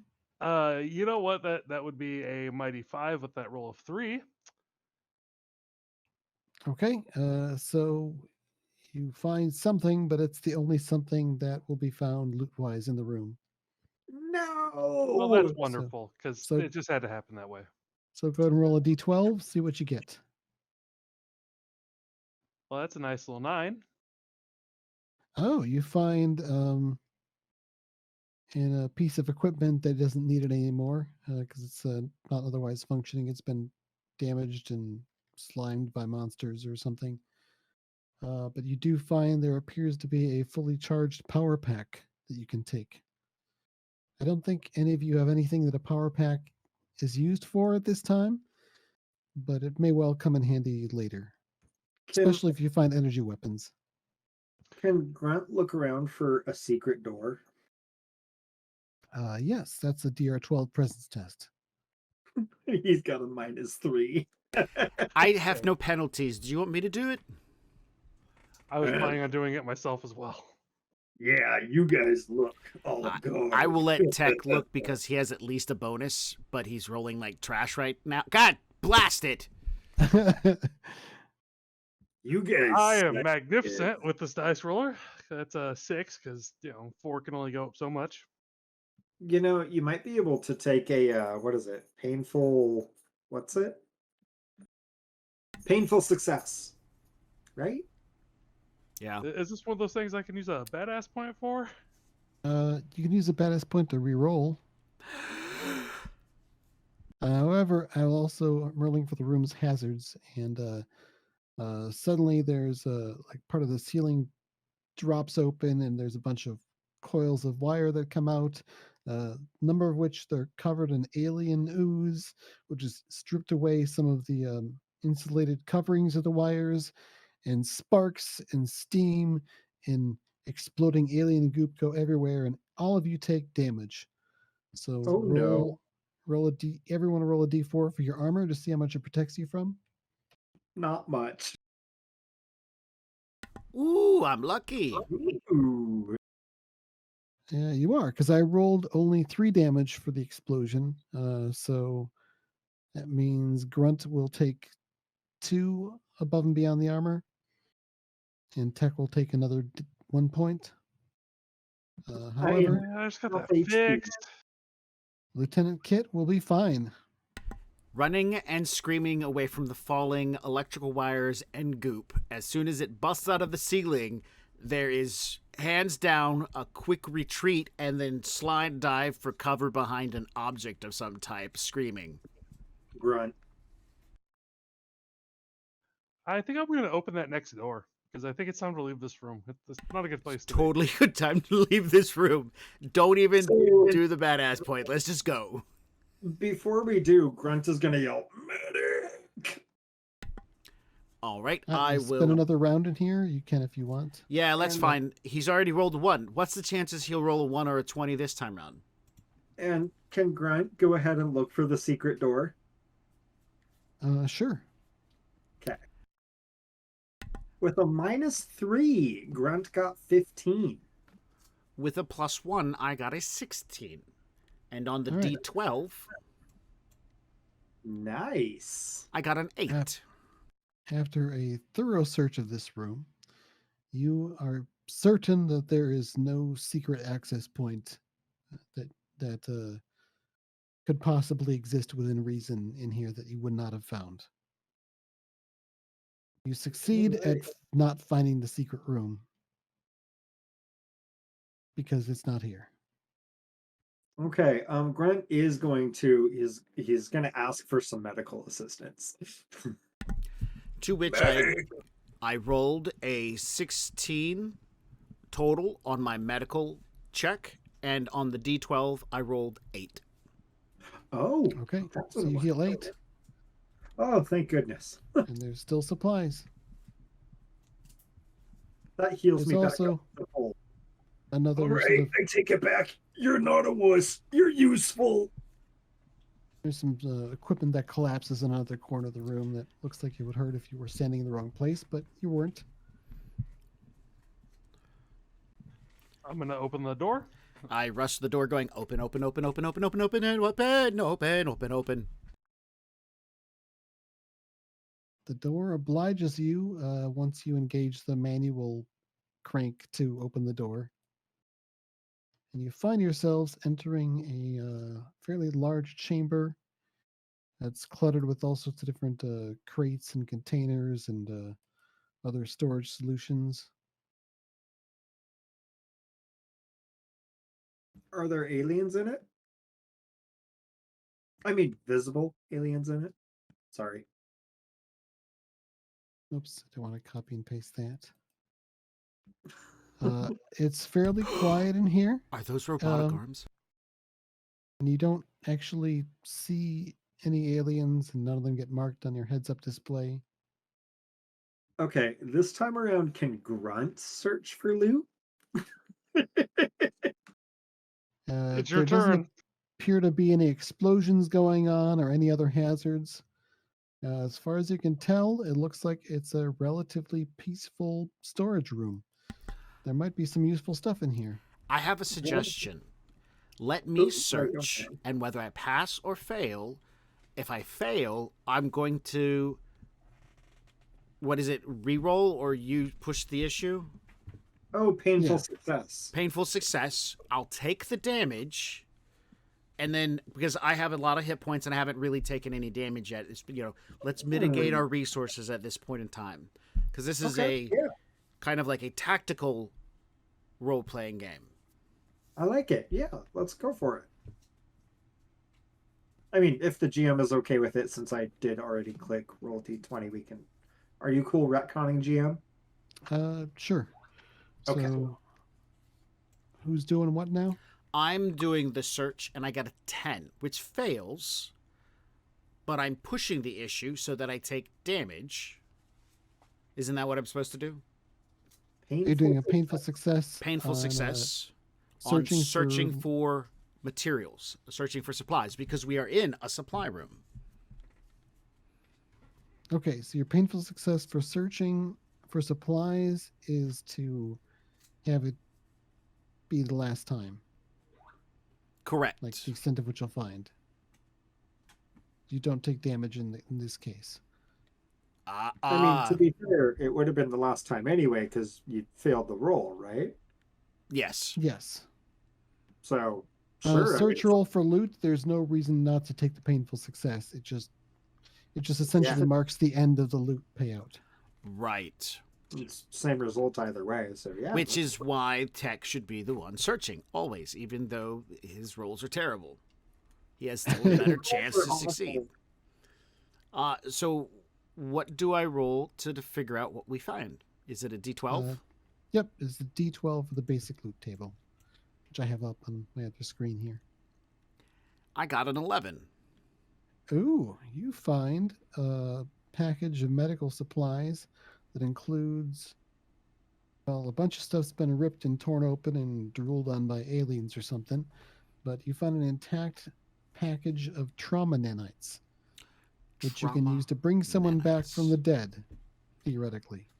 Does it take a slot to carry trauma nanites? It does. Then I will give it to Tech. Or, no, better yet, I'll give it to Grunt. I'm gonna search for this hidden door. I'm sure it's here. I'll carry then. All right, make your presence roll to search for the secret door.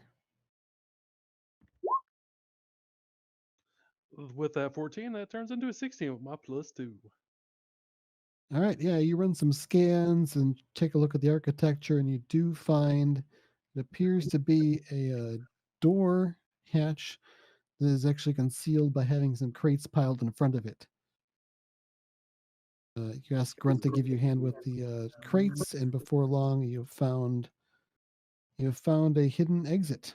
It's another hatch or doorway that leads to a secure storage room.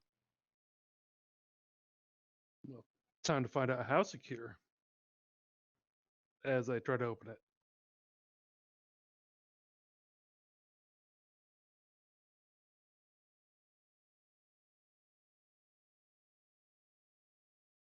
You successfully open it.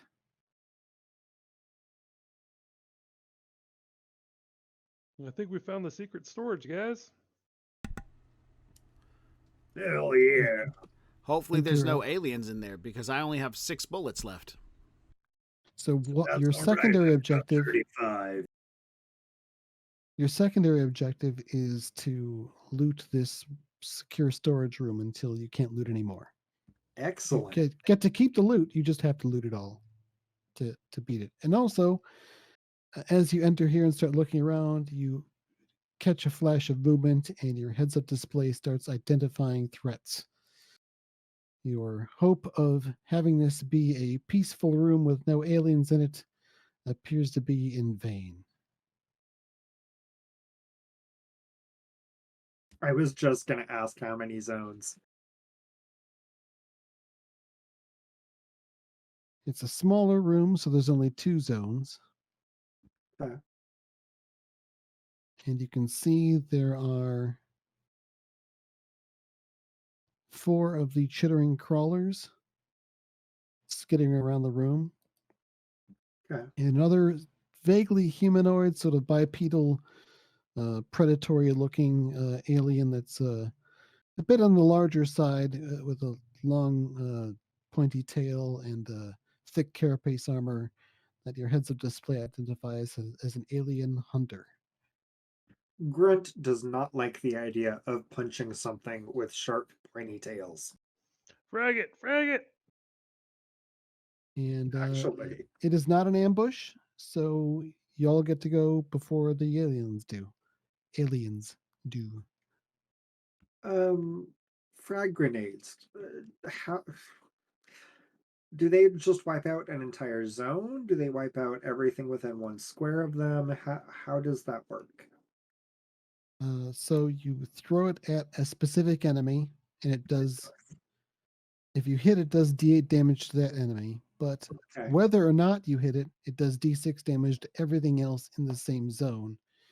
Even if you miss the enemy, that enemy still takes the D6. So whether or not you hit determines whether or not you do D6 or D8 damage to your main target. If you Ooh. fumble, they throw it back to you, and that sucks for you and anyone standing close.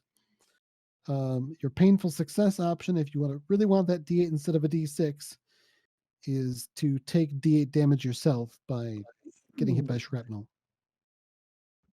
So Grunt is gonna hear Tech say, "Frag it!" and is gonna look at Kit, and for the first time, Kit's gonna have somebody address him as Sir. As Grunt says, "Sir." Uh-oh. What? Frag it!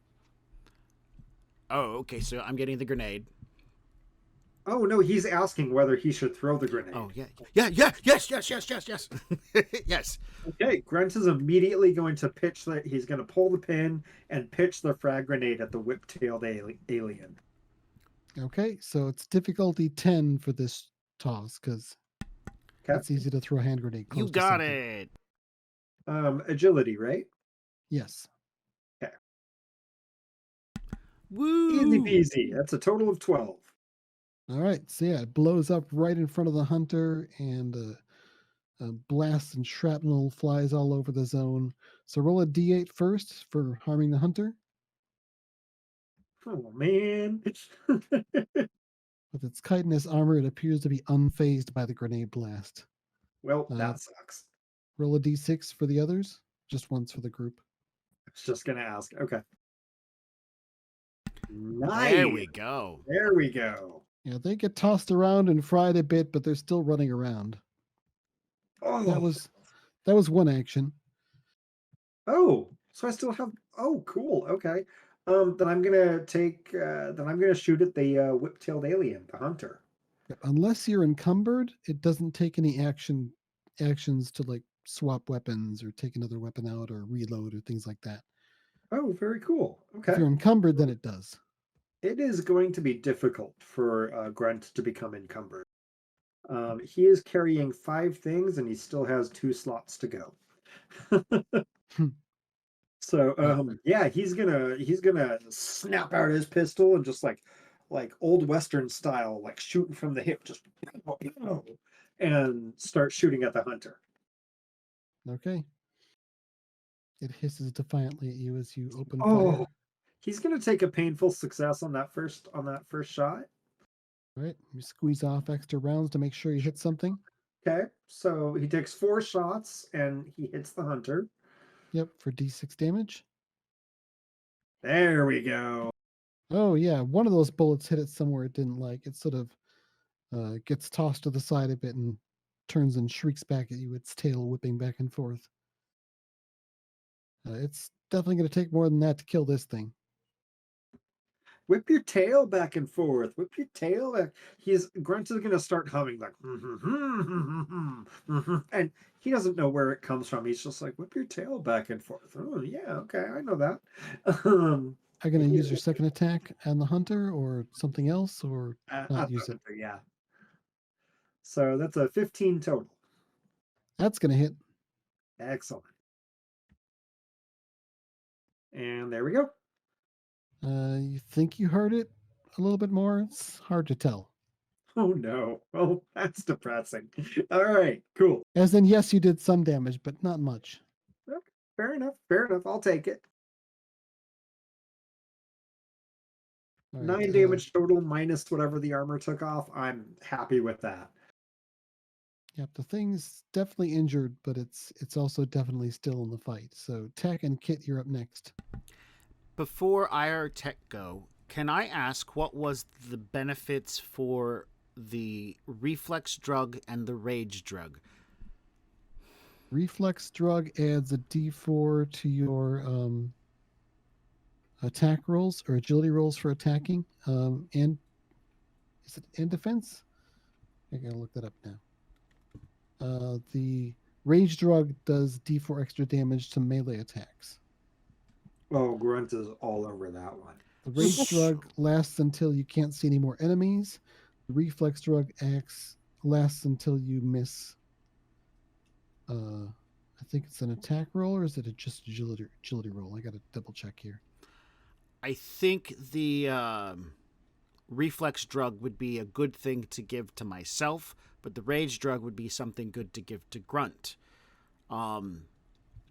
But that being said, I already hit pretty well, but Tech hitting better would be a good call to balance out our numbers, because there doesn't seem to be any robotic arms in this room or devices that Tech can control. There's also the fact we got a couple more rooms to clear out after this one, too. But if I give Tech a reflex dose as an action and you a rage dose as an action... Okay, reflex drugs are on D4 plus D4 on all tests to defend. It lasts until you take damage. Oh, okay, so that's just defense. But rage is extra damage for punching. Yep, melee damage. Okay, well, it sounds like for now this doesn't... I mean, I don't know. Grunt, are you going to go in there and punch things? But yeah, absolutely. As soon as the hunter is down, Grunt is going to run in and start swinging. So if I give him a dose of rage, will that count as one whole action for me? Yes. And then I'll have 2 attacks with my pistol left. Yep. Cool, that's what I'll do. All right, so you dose Grunt. Grunt, do you willingly accept the drug? Oh, yeah, yeah. All right, you get your combat drug injection. Now make a toughness roll. Difficulty 12. I thought there was going to be a downside. Okay, all right. It depends on what you roll. Toughness. Okay, that's a +1. And that's just a flat D20 that I'm rolling, right? Yeah, D20 plus your toughness. Cool. Oh, whew! 21. All right, it succeeds. It goes off. You feel rage. Everything sort of turns red, and you feel super strong and super angry. You hulk Feels out. like sobriety. All right, so yep, the drug worked. No side effects. You get, whenever you make a melee damage roll, add a D4. I'm shooting at the hunter. I've got a 10. The 10 misses. You Um, need a 12. I need a 12. I'll give it another shot. I'm running low on bullets, so... Quick question, GM. Are we able to share ammo? Yes. Okay. I got a 12 right on the button. With a +1 for my agility, it makes it a 13. Does that still count as a crit? It's a crit if your total is exactly what your DR is. Oh. Okay, so no, it is a hit, though. Let me roll a d6 to see how much damage I do. 2. And I got a 5. 5 right. points of damage at the hunter. Yeah, you nail the thing and it crumples to the ground. You think it's down, but then it gets back up. All right. And I'm now going to run and hide and cower behind Tech. How many bullets do you have left?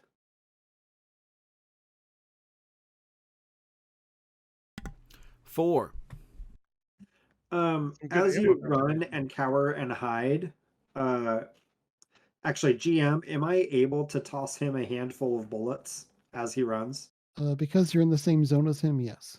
Okay.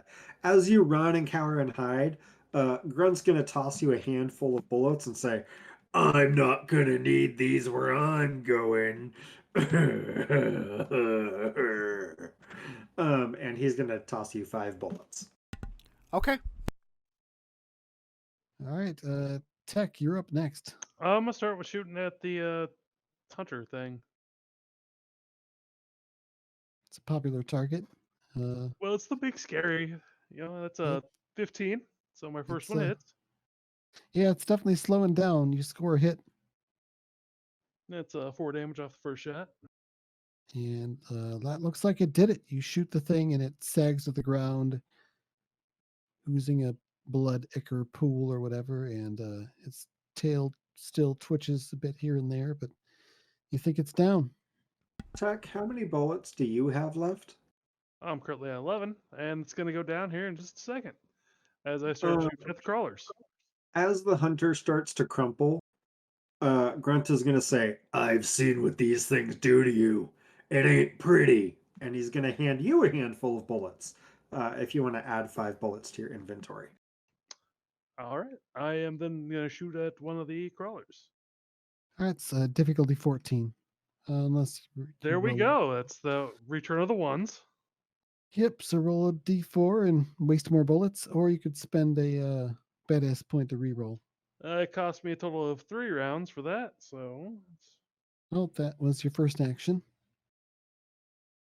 You hear I'm gonna Grunt keep behind shooting. you, just wasting my beautiful bullets. At the next one misses, and my last one misses. That's about right for Tech. Yep, you just wasted a total of 4 bullets. No, wait. I used 6 that round. Yeah, the first one wasn't wasted. Yeah, it counters out my most of my ammo expenditure there. Thank you, Grant. Grunt is just All right. gonna sigh and put his face in his hand. At Right, least I so- finally hit something. So now Tech the is question. 1 to 2, Grunt is 3 to 4, Kit is 5 to 6. Oh, we're determining who gets 2 this round. Yep. Oh no. So Tech gets attacked by 2 this round. Everybody loves me. Yeah, and they leap across, flying towards you. This attack can be made from short or medium range. And yep, they all try to give each of you a big hug. But they appear to really like Tech because he's getting 2 hugs. And So- what did we need to roll higher than? The difficulty 12 agility roll. Oh man, I got an 8. All right, so that's going to hit unless you want to take the painful success of auto failing your next action, or your next roll, whatever it is, which will probably be an attack roll. I'm good with that. All right, so yeah, you're barely avoiding the attack. Running and squealing. Looks like everyone else is making their defense rolls. Can Grunt counter it by punching it? Just not doing any damage, just punching it enough to stop it. Sure, you can narrate that as your defense roll. Okay, that is absolutely what he's doing. He's going to say, "Not today," and just swing and punch. It's not going to do any damage. It's just going to kind of like knock it off its course, and it's going to miss his face. Yep, expected to go sprawling, but it like flips around and lands on its feet, claws, whatever, and Yeah, gets there ready to leap back at you. But they've taken they take an action to leap at you, and they each have 2 actions, so they're going to spend their second action Oh no. trying to climb on. So everyone do that again. Um, sorry about it would probably be an attack roll for you. Who is that? Kit? You Yeah. get hit for sure. For sure. You're sort of backed into a corner up against the wall and don't have anywhere to go. And the thing raises up its claws and jumps and glomps onto you.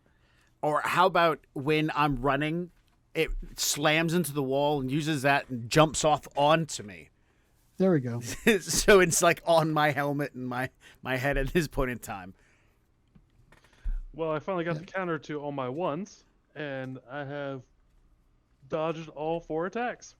Congrats. Yeah, these things are like chasing after you, but you're sort of running and ducking and weaving and jumping out of the way at the right moment, and haven't got you yet. They're hot on your heels though, and then it looks like Grunt is getting hit. Grunt Unless is it's going to take a painful success. He is. He's going to take a painful success and say, I said not today. And this time, instead of just punching it to get it to, miss him, he's going to swing a haymaker. So he has to take some time to recover. So his next attack is going to miss by default. Okay, so we'll transition to the next round then. The first thing that happens is Grunt gives a big, slow, clumsy swing that doesn't even look like it was aimed at the thing you were trying to punch. Yeah, it's just big. He's mad. We have to go back and determine my damage. Oh, no, actually, the way these things work, they don't do damage when they hit you. They glom onto you. And then every other time they have an action in the future, they deal damage that you don't even get to defend against. Oh, darn. They're even harder to hit with range attacks, but a melee attack against them automatically hits for max damage. Which I don't do Say what any. now? Yeah, I'm gonna go start pummeling the one on the LT there, because I know how bad that hurts. Wait, Well, melee still, let me attack? punch you. Melee attack against these things do max damage by default? If they're glommed onto somebody, yes. Oh, I If see. they're still running around, you got to roll to hit them. Otherwise, if they're on your friend, they're vulnerable. I But see. so is your friend. Okay. So yeah, here Tech wants to step up and attack the one on Kit. Oh yeah, just hold still. Let me punch you. It's only gonna happen a few times. I swear. So I won't you miss. hit. It's 3 plus your strength. 2 damage a pop, so that'd be 4 attacks for 2 damage. Total of 8 damage. All right, yeah, your third attack takes it out. You like smack the thing, pulling on it. Finally, you manage to kill the thing and pull it off him. Oh, I was hoping to take all 4. My last attack, I guess I will try to kick one of the others. All right, that one you got to roll for. Wow. The ones have returned. We are Yes. back at this. But you know gotta- what? I think gotta- it'd be time to be badass. You got to kick at the thing, and it slashes at your leg with its whippy tail thing. Go and roll your armor.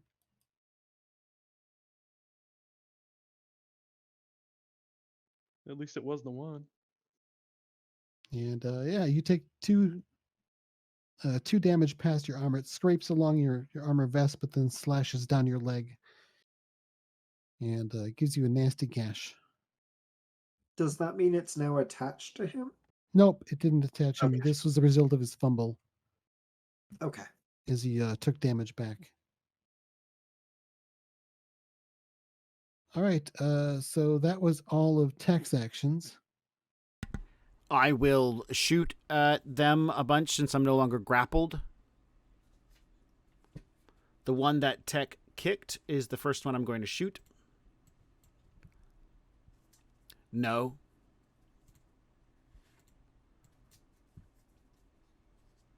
Yes. All right, you squeeze off 2 shots. The first one, you just didn't think to aim first. Yeah. So squeezed it off. Still recovering from being grappled by that thing. And the second one, which was a good hit, does only 1 damage. Which in this case, because of its armor, just bounces off. And I continue to burst fire, pretty much shoot into it with the next allotment. They All got right, one you of make 2 more attacks, assuming you've got the bullets. 11. I do. And You need a 14 to hit these things with a ranged I attack. know, right? This is my only option at this point in time. That was a D10. Please ignore that. So none of my shots will hit.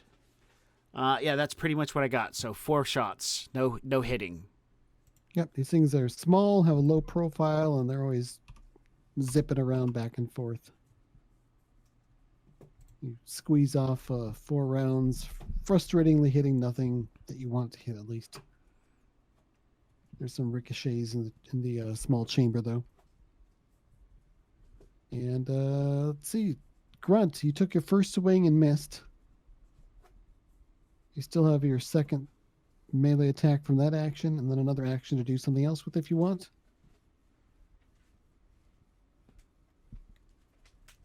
Push to talk. Grunt is he's gonna yell, Grunt smash! And he's gonna take the rest of his swings. So that's 3 more, right? 2 more? Yes. 3 more. 3 more. Okay.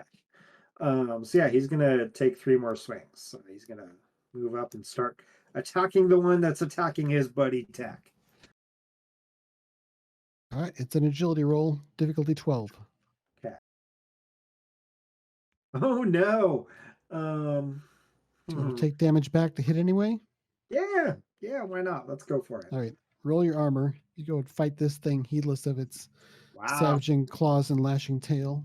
I mean, I am under the effects of a rage drug, so. And yeah, you take no damage. Or you feel no pain at least as you lay into this thing. So go ahead and roll your damage plus an extra D4. Okay. Do you want me to just hit like RD7 or roll 2 separate dice? It's 2 separate dice. Okay.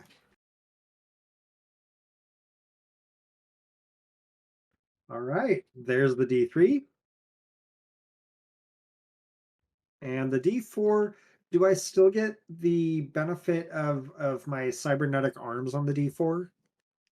Yes, but you have to re-roll the whole thing. Oh.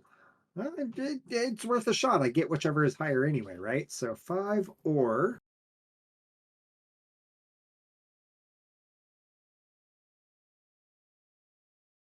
five or 2. I'll take the 5. Yeah, it's a good thing you get to pick whichever one you want to keep. So. That's a very good thing. Yeah, that's good enough to. So you go ahead and risk life and limb by putting yourself in harm's way, but manage to push through and just stomp this thing out. All right, nice. And that was attack number 1.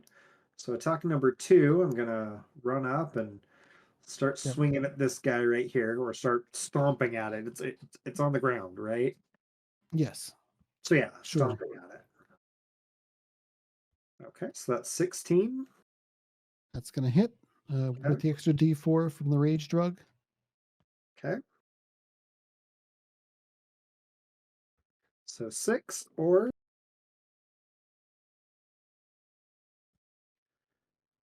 I don't think it's possible to get higher than 6 at this point. So I'll take the 6. All right. Yeah, that's good enough. You squash this thing. It makes a big old gory mess. Oh, okay. And for my last attack, let's run up to this thing. Grunt is truly enraged. Covered in alien bits and goo, and he's gonna do another painful success for that one. All right, you roll your armor. He's very angry.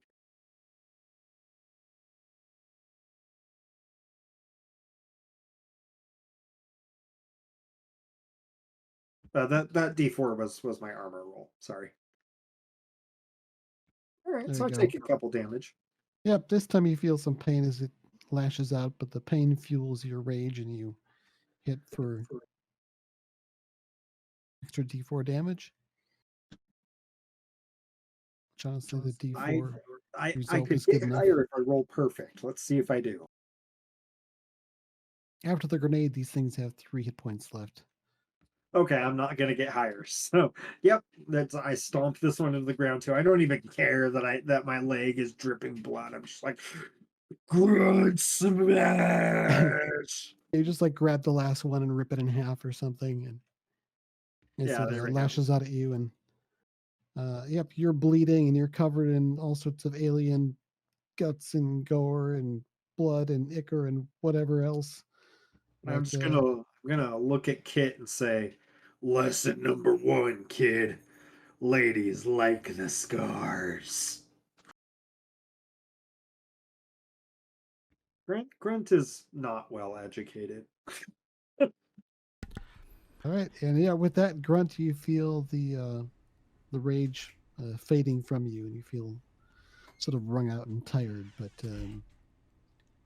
yeah, the drug ends with no negative side effects All that are right. worth mentioning. Yeah, I hear what you're saying about scars and ladies. Looks around the room for all the females on this space station filled with aliens and marines.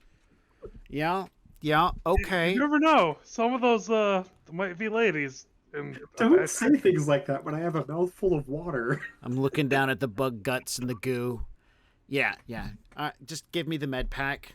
Hook 'em up, hit the button, roll my dice. And, it went to 7. It was about to be a 17. All So right, close. so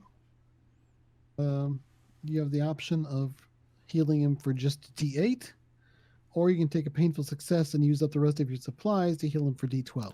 Oh, no, it's going to be the D8. He's just going to have to deal with Yeah, it's what only we 2 got hit going on. points. I mean, 2. perfect.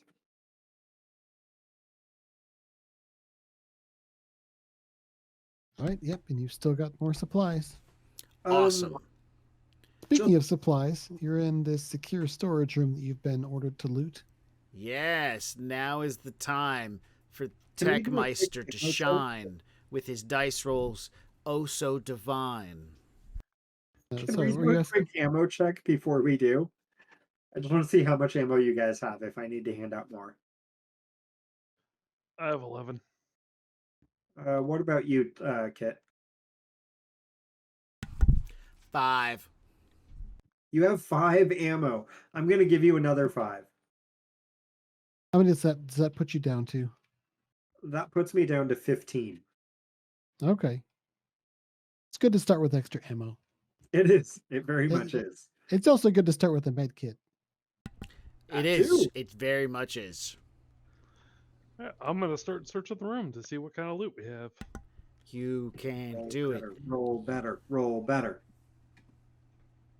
I am going to. That's a 10. Badass. Yeah, that's not very badass time. So it Hmm. needs to be better. If you spent a badass point, you could re-roll. The hell. Good lord.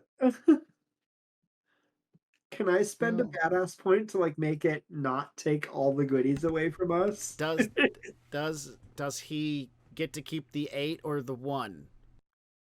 That's Does a good it question. matter? It 1 does, is actually. bad. No, it does because it's a painful failure or just failure. Yeah, if you get the 1, then you don't find anything, and there's nothing left.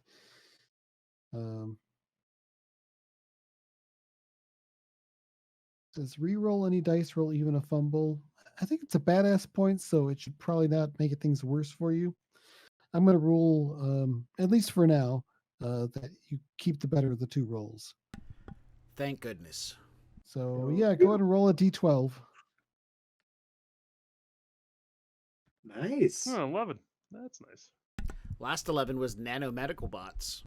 And that's what this is as well. You find some more trauma nanites. Okay.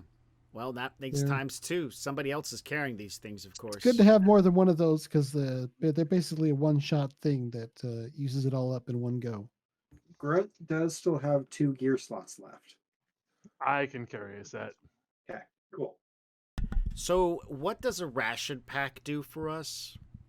So, on most missions, there are multiple sections that you're going through. This is just one section you've been going through. Whenever you go to end one section to start another one, you heal a d6 in hit points. If you use a ration pack, you heal max of 6 hit points. So it's not really going to come into play with this mission because there's only one section in the intro mission. Intro mission? Yes, not intermission. What if we ditch our ration packs here in this room? Will we get a new ration pack when we go back to the station for our next mission? Yeah, you'll get another one at the Sweet. beginning of the next mission. Yeah. If by ditch you mean just eat as I walk, then yes. Sounds like I'm going to eat my ration pack so that somebody else isn't carrying it. Grunt isn't carrying it. All There right, we other go. than All other right. than freeing up some load, it doesn't have any particular benefit, but it is tasty. Can Kit and Grunt search this room as well? Because he just failed.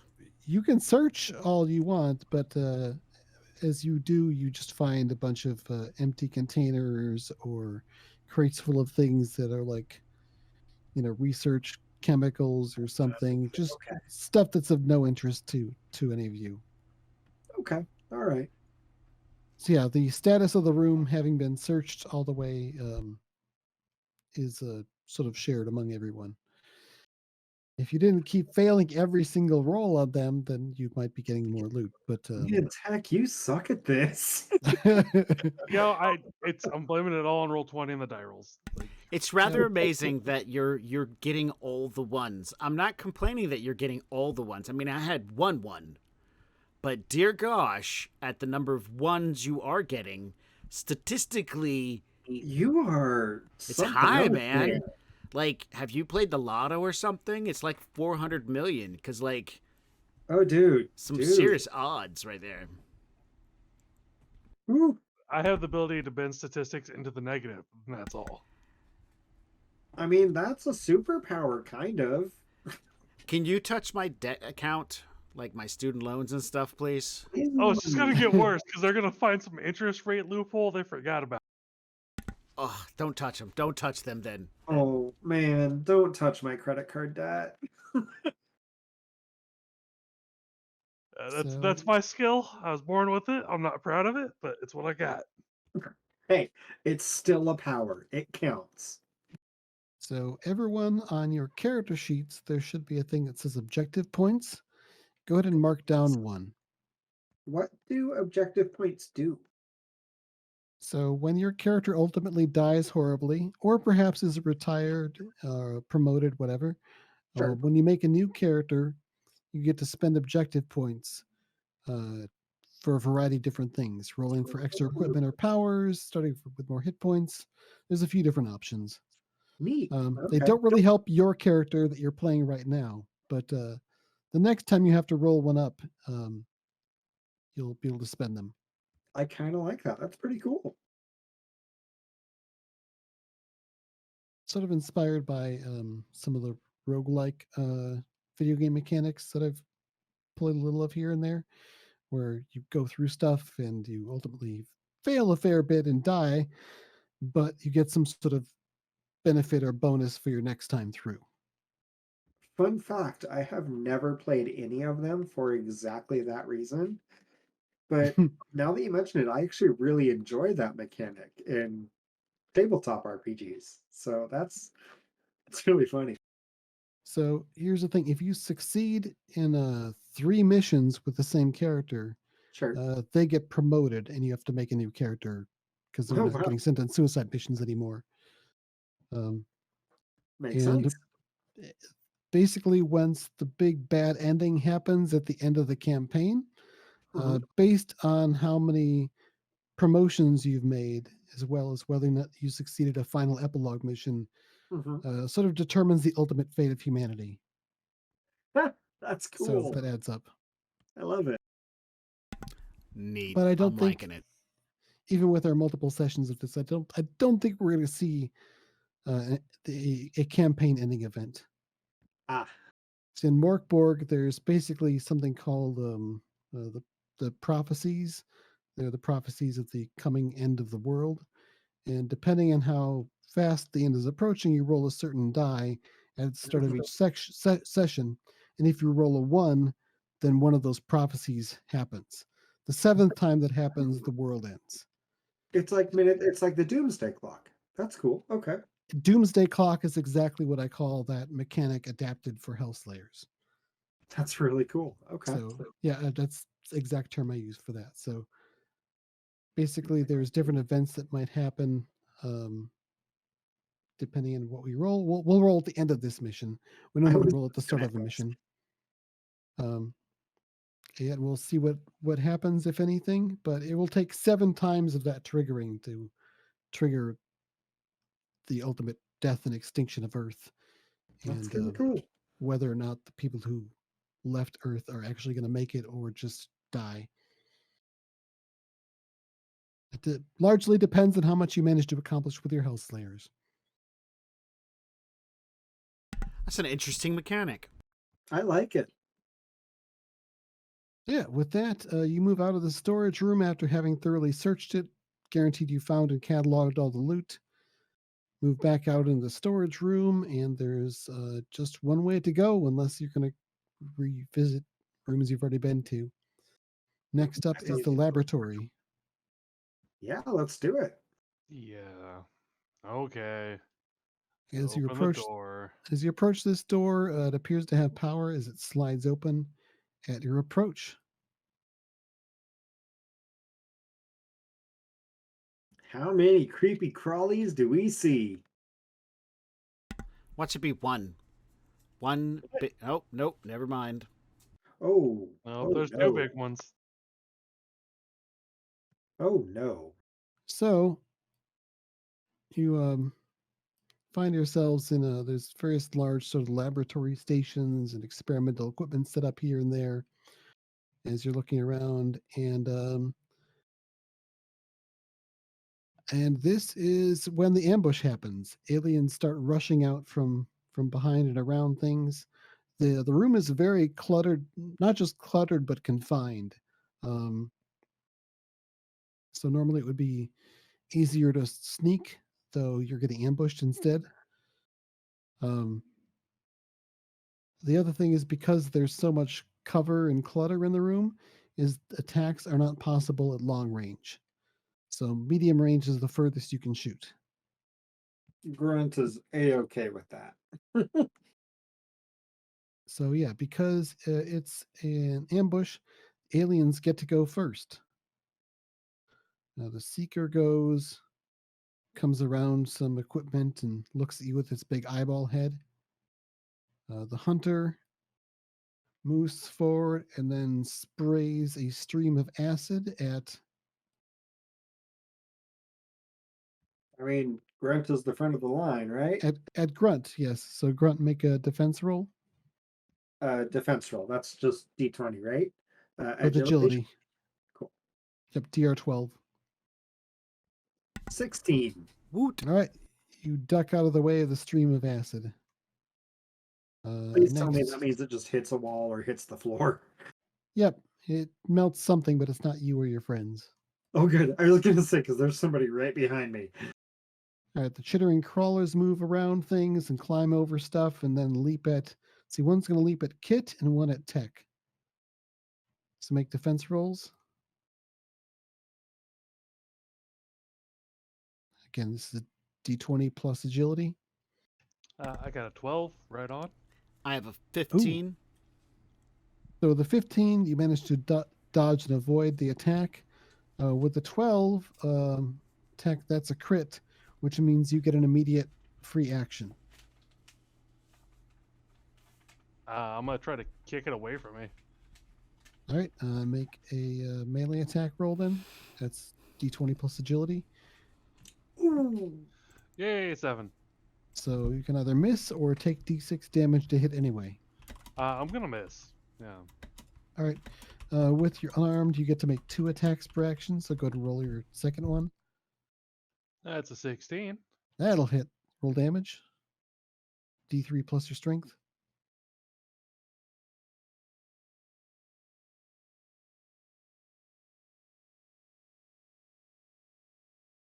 What was the command for that again? Slash Roll. or D3.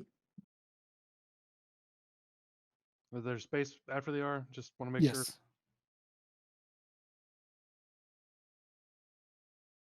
Zero. Your strength is -1. That is correct. Oh Yep. man, you and ones. Oh no. You sort of nudge it gently. um, As if it was a beloved pet. as if it were like a dead animal that's trying to move and kill you. So yeah, with that, now all of their actions are done. Tech, that was free action, so no waste, I guess. Now it's your turns. You find yourself facing a hunter, a seeker, and oh, I'm supposed to have more crawlers. Oh no.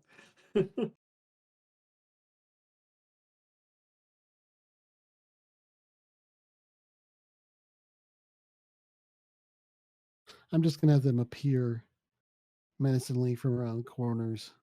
They won't take an action. There's a lot of ambush. stuff in the way. All right, so you guys get to go now. I think Grunt is just going to start shooting, depending on what you guys are doing. Tech is And- going to stab himself with the reflex and then start shooting. Yeah, just gonna start shooting at that Saker. Wait, you mean Kit's going to start? He's going to stab himself? Yeah, Kit's stabbing himself because if I can not get hit, then if Oh no, one no, of no! you- It's, I thought you said Tech is going to start. He's going to stab Oh, himself. I was like, did. what the fuck? I bet I did. Kit's going to stab himself with the reflex, so in case you guys go down, I can still be up doing stuff. All right, do you want to roll that first? Yeah, it's a toughness, right? Yep, DR12 toughness roll. I have a +2 from my toughness, and I rolled a 9, so that's 11. All right, so that's a failure. You're either going to take D4 damage and not get the drugs effect, or you could take a painful success and take D6 damage and get the drugs effect. I want the drugs effect, so those are the options I'm going to take. But I I'll would warn rather you- use a badass point to do this. Oh, okay. Could I you do that just- instead? You can re-roll with the badass point. Yes.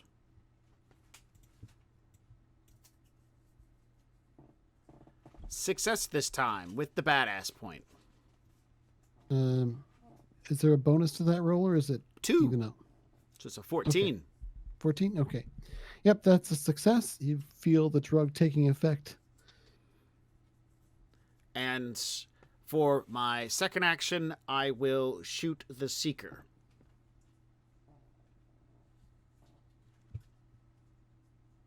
All right, that's up to 2 attacks with your one action. It's a miss. And it's just DR12 to hit.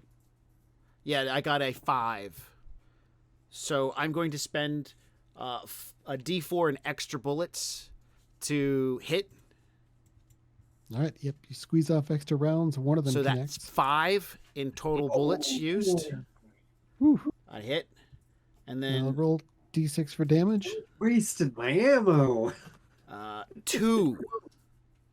All right, you injure the thing. It doesn't appear to have any thick carapace or armor that you can see on it. And the second shot, the second attack, is an 18 plus 1, 19. There Hey. we go. That's hit. That hits with no need to continue spraying bullets. And that does 3 points of damage. So I lose a total of 6 bullets this round. You shot the thing a couple times in its upper torso, but it's still up. It staggers a bit. You think you heard it. Well, you're sure you heard it, but it's not dead yet. Well, that's all of me. I am gonna continue shooting at the Seeker. All right, Tech opening up with his pistol. Yay! Tech can hit stuff occasionally. That would be a 19 on the first shot It definitely hits. for a massive 5. All right, this time you nail the thing kind of right in the middle of its throat, if it can be said to have. Maybe it's an eye stalk, who knows? But whatever the case is, it bleeds out a bunch and drops to the ground. grasping at the wound, and expires. Woo! Woo! I'm going to switch targets to the hunter then. Look at this. Well, it just so happens I rolled another 19. So All right, you hit. But the bullet Well- just bounces off. yeah, well, I got 2 more rounds going at it. Hopefully, Wow. that would be a 14. That hits. Pating. Well, these aren't good rounds, but they're hitting it. Those are Grunt's bullets. And my last one is a 10. So I missed with that. All right, the hunter hisses back at you defiantly after surviving your fusillade. I don't think Grunt is gone yet. He has not. He's going to go ahead and shoot at the hunter. Also, points for fusillade. I never hear that word. So that's a 19. Plus 1 is a 20 to hit. That hits. Roll damage. That's a whole 1. Bounces And the off. bullet bounces off. In case you haven't guessed, these things have 2 points of armor. I was thinking. He's just gonna miss with the second shot. All right, you have another action. And the third. And the fourth. So yeah, he hit once and missed 3 times. Yeah, thing sort did of 0 ducks down a bit. Some sparks fly as a bullet bounces off its carapace, and then it sort of sidesteps and leaps out of the way of the other rounds. And I've been totally forgetting to do a soundtrack music for this. Oh, it's fine. It's been good. It has been good. All right, let's Ooh, put it is some something on there. better. So that was all of your actions. Uh-oh. Um,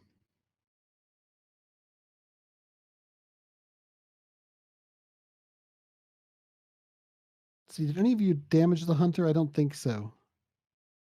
That bounce well- bolts off it. Also, if this is your music, Cliff, when you sell is, it, yes. when you release an album, tell me because I need it. I have a SoundCloud. You can check out and download music from there for free. I've never okay. done an album per se. But... You should. So yeah, it looks like Grunt's getting the worst of it.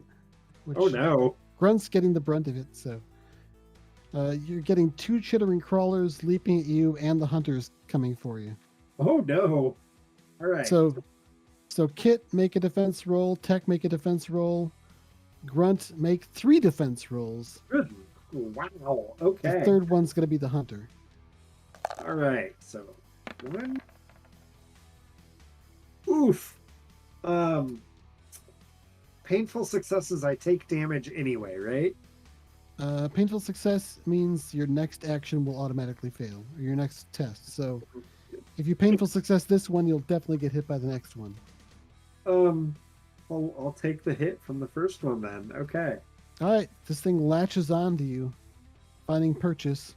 Well, the good news is it's an automatic crit to hit it with melee attacks going forward. Ooh, I like that. All right. So then there's a miss from the second one, and now the big bad. Yep. So you get grabbed by one thing and duck under another one, and then the hunter comes at you and you dodge its attacks. All right. Kit and Tech, did you roll? Yeah, I got a painful success there with my massive 8. Look at the Okay. alcoholic kung fu master. Ooh yeah. And I got a 14 with my +1, makes it 15. And my reflex bonus gets me allowed to roll a d4 and add it in. Yep. But don't bother in this roll because you already made it without it. So Okay. I mean, you can just see how big the number is, but 17.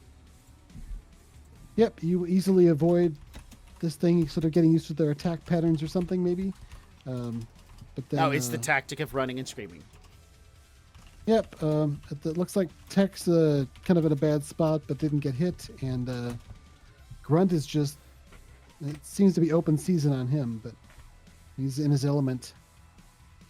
And that's it for the aliens going. Grunt is going to the alien that is latched onto him. Yep. He's going to treat it like a teddy bear. He's going to look at it as close to looking it in the face as he thinks he can manage, and he's going to say, I always wanted a teddy bear when I was a kid. All right, so what's your max damage with the melee attack? Max damage is, hang on. What is it? It's 3 plus. It's D3, right? Plus strength. Yeah, D3 plus strength. So it's 4 damage. Okay, it's going to take you 2 good squeezes to put this thing down. Okay, he's going to do just that. So his first But action that's is just one action.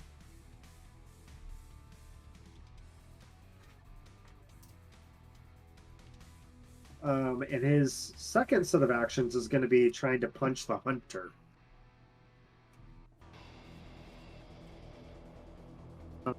Do you need me to roll for the attack, the first attacks? Or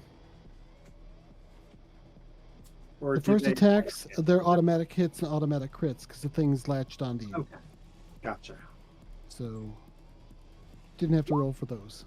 Oof, oof. Okay, so he misses with his first swing. However, he rolls a 20. That would be 21 with his second swing. All right, that's a hit. All right. Right, D3. Well, with your strength bonus, you can be sure at least some of this gets through. He does 4 damage with that punch. With the, and it's going to be just. Actually, you know what? He wants to see if these aliens have sweet spots, so to speak. And he's wearing steel-toed boots, of course, because he's a soldier. And he's going to swing his leg up and plant that steel-toed boot right in between the hunter's front legs. All right, you definitely hurt the thing. It doesn't react as As a someone normal, your species would react. Right. Getting hit like that, but you think you hurt it. All right, excellent. So that was Grunt. Kit and Tech, you still have actions you can take. I am going to continue shooting at the hunter because these little things are just too hard to hit.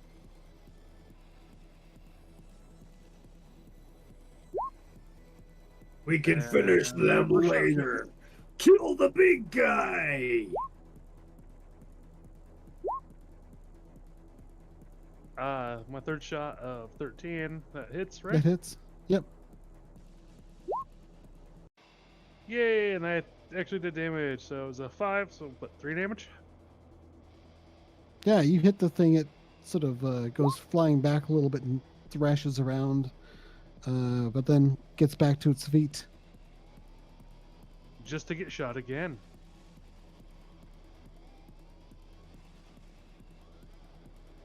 But like many of my rounds that I've hit it, it just bounces off. It sort of dips its head, takes the gunshot on its sort of forehead carapace, which deflects it away. Kit, it's all up to you. Yeah, this is a terrible thing because I can hit, but I won't do any damage. So, like, got 4 actions, 4 shots. I'm going to do the same. Time to open fire with this standard issue pistol. No.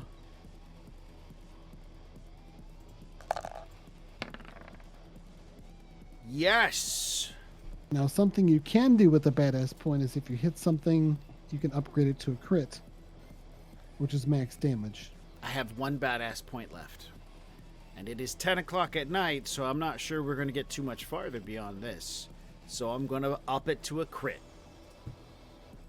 Sacrificing my last badass point, turning that to 6 points of damage to it. That is going to be enough to put it down. I will spend my last action and 2 shots into the nearest creepy crawly by my feet. No. And no. And I am at 0 bullets, 0 badass points. So I am Wait. out.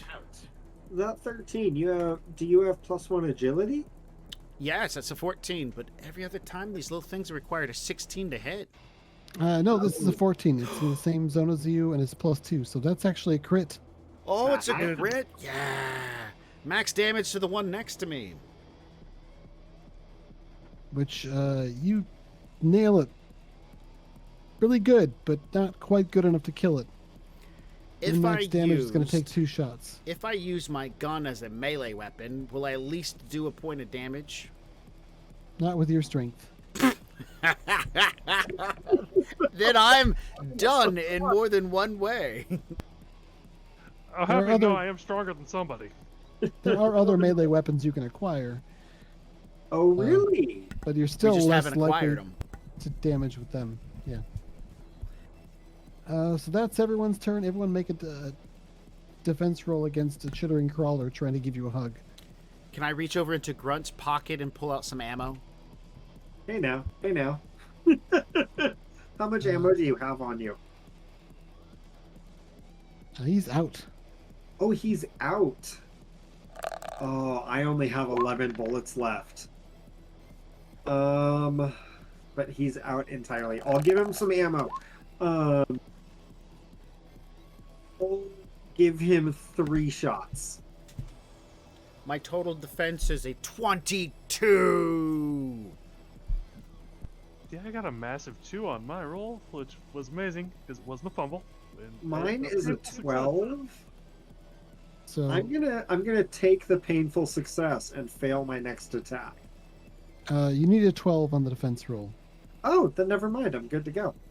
12 Do plus you- 1 is 13. So Okay, it was so it's not a crit. So yep.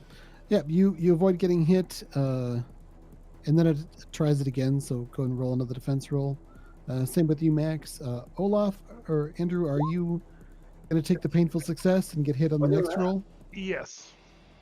All right. Yep. So you managed to put yourself in a position where you have nowhere else to go, and then with the second action, it manages to hit you because you fail your defense roll automatically.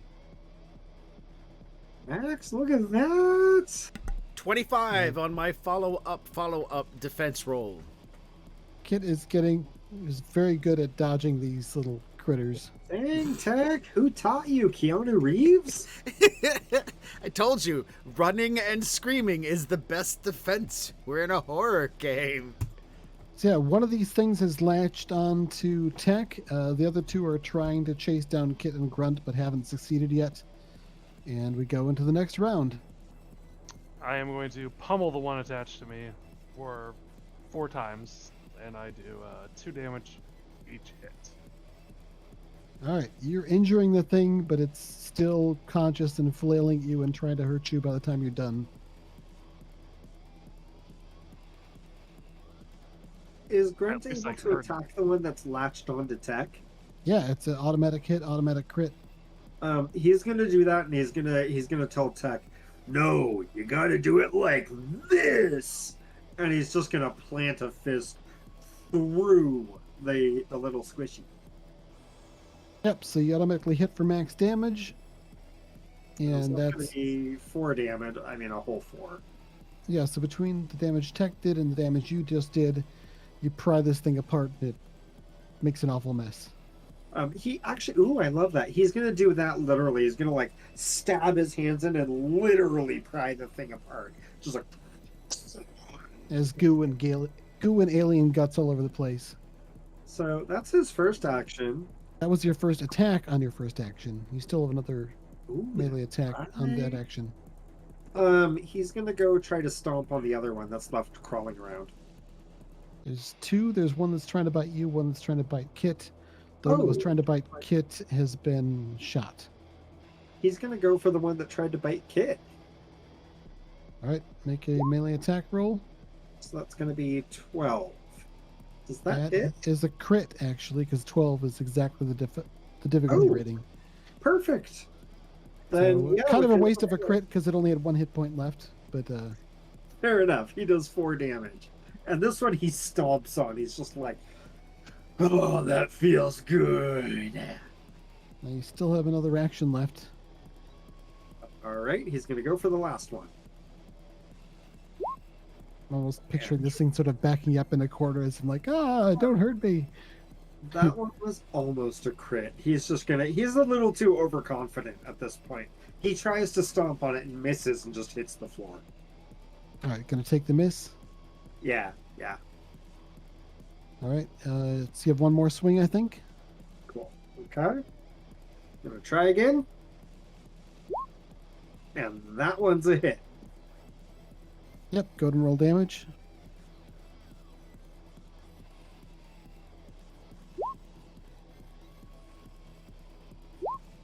And he's going to take the second one. He's going to take the 3 with his cybernetic arms. All right, so, yep, you injured the thing pretty badly, but it's still alive.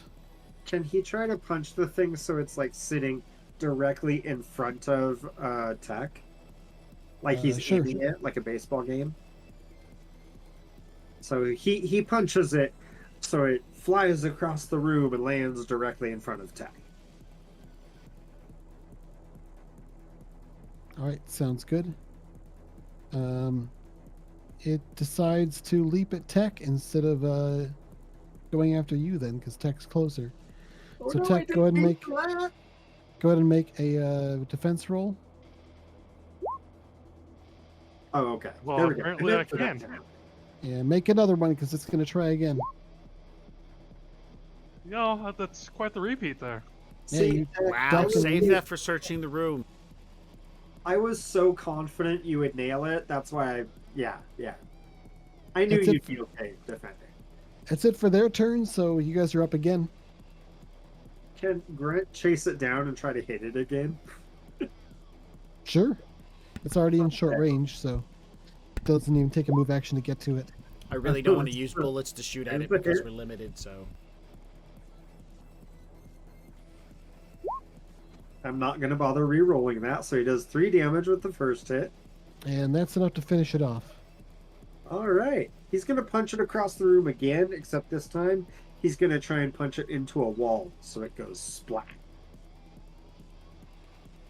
It makes a satisfying and disgusting miss as it splats against the wall. Yay. And you find yourselves in another room with no enemies, and there's no explosions going off. So you should be able to take your time and use your med kit if you want, or search for stuff. I Okay, definitely Ken. will use my med kit. Bear with me here. What's up? You guys have both searched and failed horribly. Can we have Grunt search? Or do we want to have Tech search and risk it with his like crazy like 19s going on right now? I want to risk it. Who needs healing? I could use some healing, yeah. All right. I rolled low, so you get a D8 from the med kit. I got a total of 4. Which is fantastic. Grunt's at 9 hit points. He's good. Hey, look, we're back to the low numbers here. That's a 5 on my search. Oh man. All right, roll a d12. 2. Yay. 2. At least it wasn't 11 again, because I don't think we need more nanites right now. Nope. All right, as a sort of a safety device or something to have easy access to, there's something very much resembling a crowbar stashed in a little display case for it.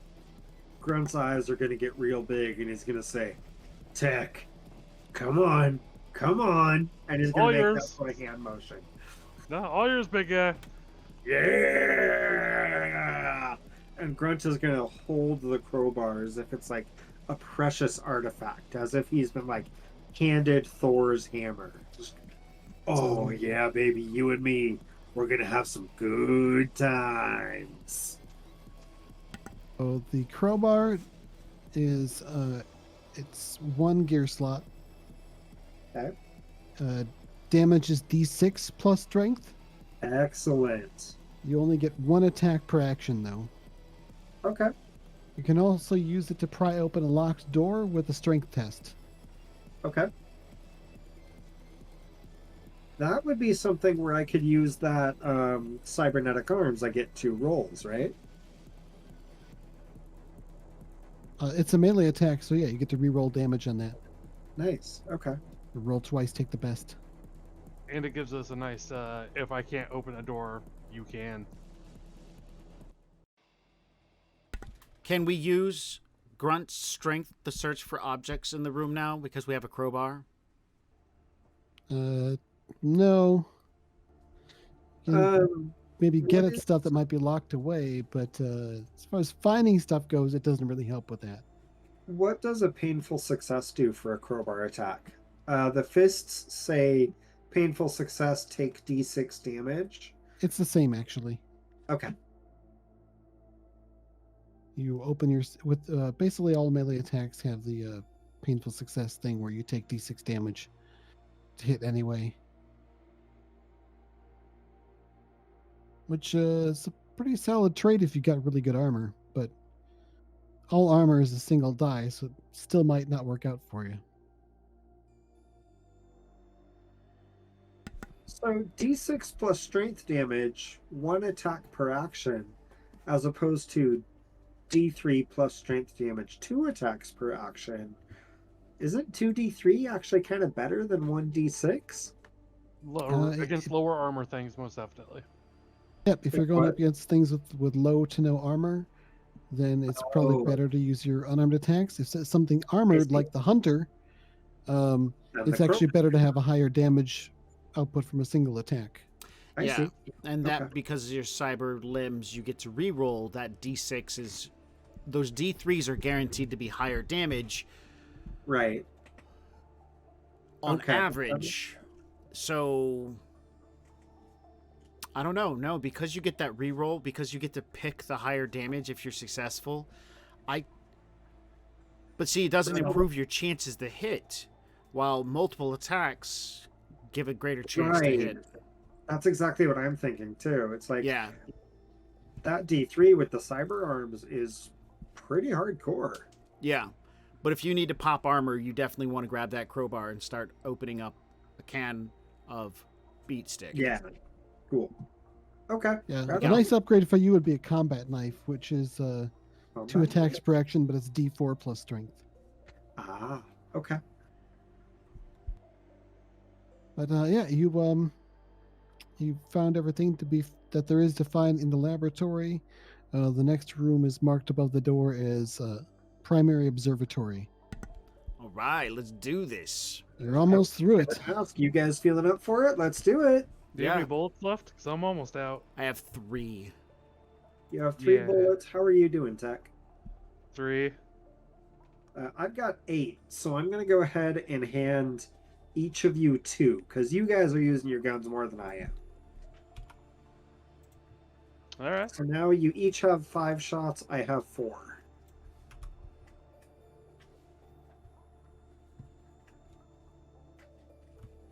All right. The All regeneration right, drug. you boys ready for the next one? Yeah, I guess we're almost out of supplies. The regeneration drug, Cliff, is that an ongoing effect or is one-time thing? Each of them are one-time things, but they get refreshed between missions. So if I give somebody regeneration, it's like a med pack, but I just don't have to roll? And it also banks the healing, so it's going to heal 6 points or 8 if you roll a crit eventually. Okay. So that's Okay. sort of the benefit. It's sort of preloading a healing that'll kick off when they take damage, Okay. I want or to... you can use it to heal existing damage. Or Is do both. anybody injured at this point in time before we move forward? Push to talk. Stop. No, I'm fine. sorry. I'm getting tired. Surprisingly, Grunt is not. Okay. Then Grunt's been taking a lot more of the damage. Tech has too, but if we get Grunt to go in with the crowbar in hand and everything, I'm going to pre-hit with regeneration so we can front load 6 points of damage into Grunt. Sweet. Let's do it. Okay. So you'll heal the first 6 points of damage that you take. Wait, but first you have to make a toughness roll to see if the drug works. All right.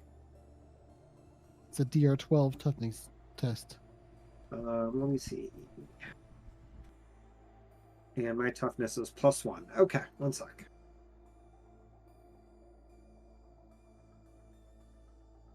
Oh no! What's a painful success? You can. You so, don't just use a badass point, because if you use a painful success yeah. and it's damage, then I'm going to use a badass point. Let's do it. all right, That's do you want just to a use the badass reroll, point right? to reroll, or you want to use the badass point to take minimum damage from the drug? Oh, use the badass point to reroll. Okay. Go ahead. I have And one unfortunately- badass point left. Am I able to try it again? If you'd like, yeah. There expensive. we go. That's better.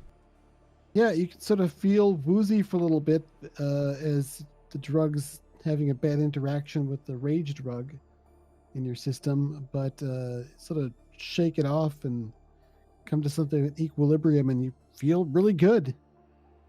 All right. Grunt is gonna like flex, and you guys can see him just like wrinkling muscles, just like.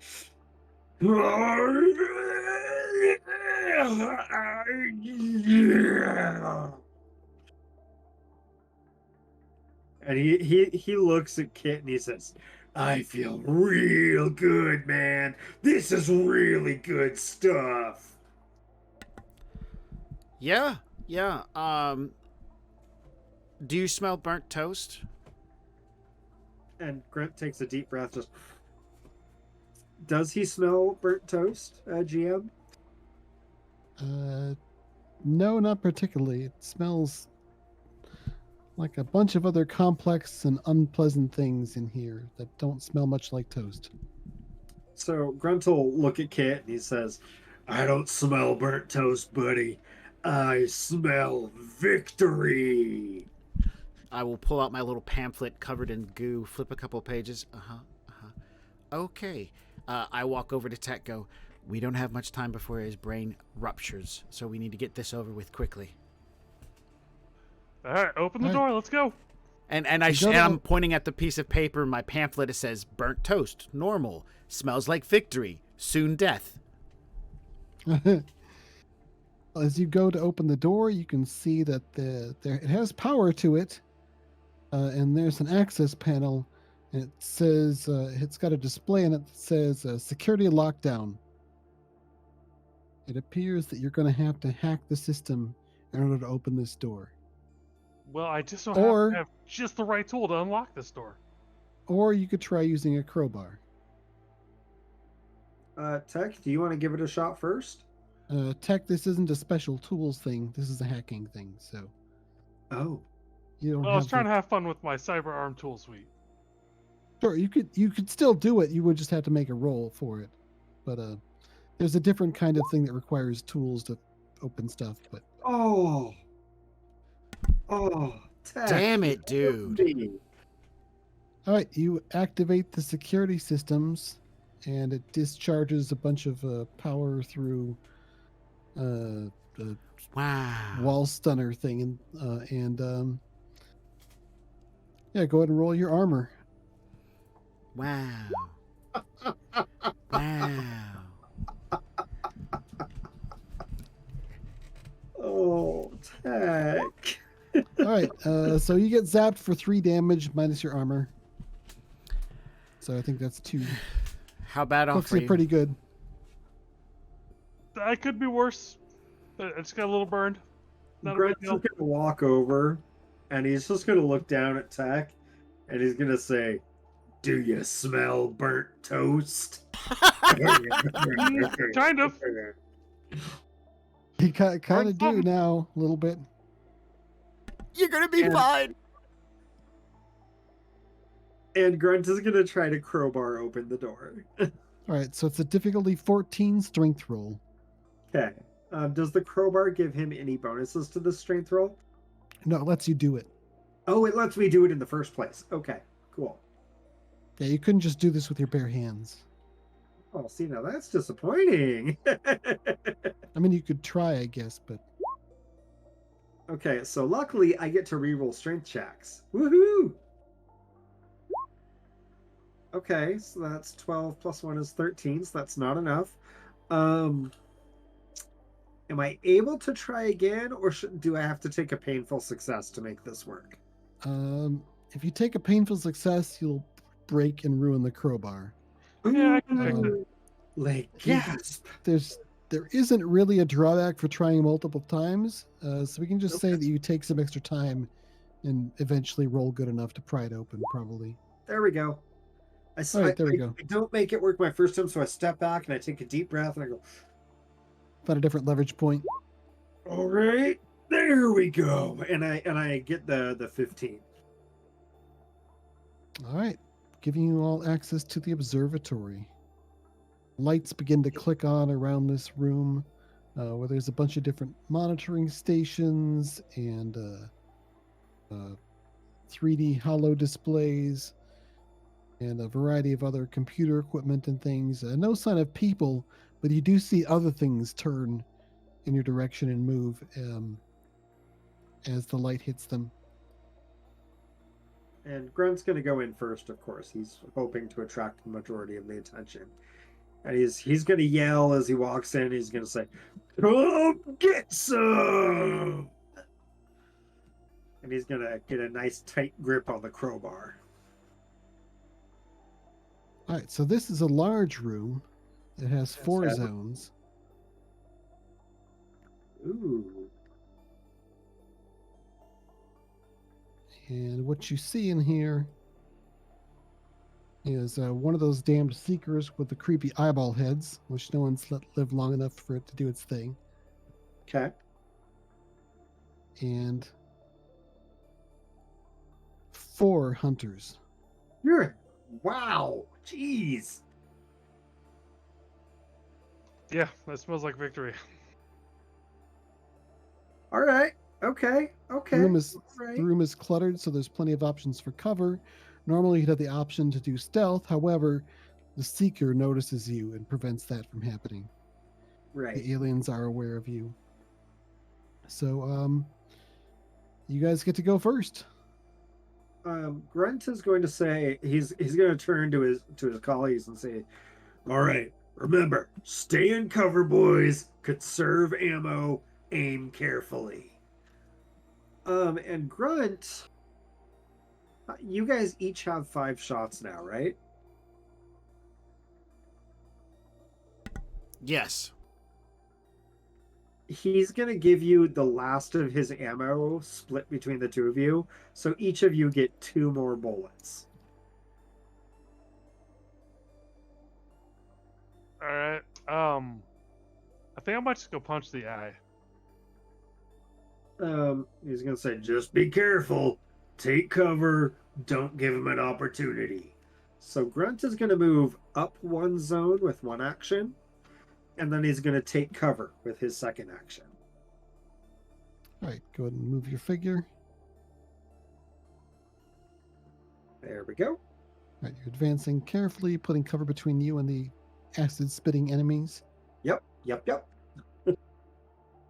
All right, what are you doing, Kit and Tech? Are all of them acid spitters? Most of them.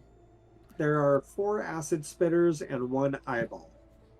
The eyeball might not spit acid. Same. Maybe. Move forward, take cover. Hey, it's a good idea. Same? That is correct.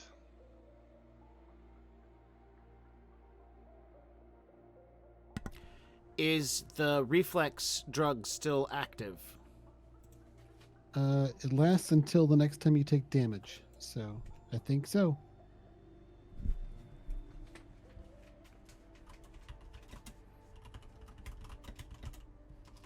Okay, so the hunters all sort of move forward, each following kind of different patterns, sort of moving to flank.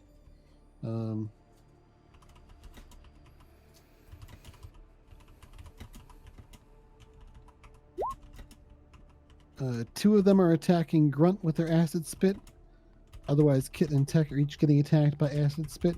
You make defense rolls at difficulty 8 because of your cover. Nice. Agility, right? Yes. Yeah. So Tech, you're fine.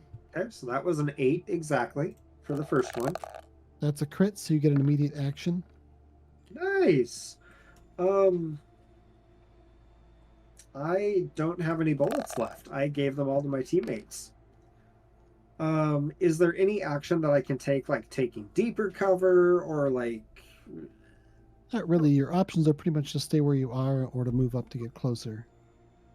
Okay. Which I'm might gonna not move be the up. worst idea because they've already moved and taken their actions. Yeah, I've got a crowbar in hand. I'm braced and ready to go. I'm going to move closer. I'm going to move up right between these two. And then I have to roll my d20 for my second check, right? Yep. Okay, that was a 17. You easily avoid that. And how did Kit do? I rolled a 7 with my +1 agility, gave me an 8, which is awesome, but my special drugs gave me a boost of 4 more, putting me at a 12. Oh, Okay. so close. So it would have been a crit except for the bonus. Exactly. Don't do drugs. Don't do drugs, kids. All right. The Seeker is going to go, and it's going to target the closest enemy. It turns and looks at you with its eyeball, Uh-oh. and you can feel a headache coming on, and then your whole body is awash in pain. Make a presence roll to defend against this. Difficulty Oh, no. 12.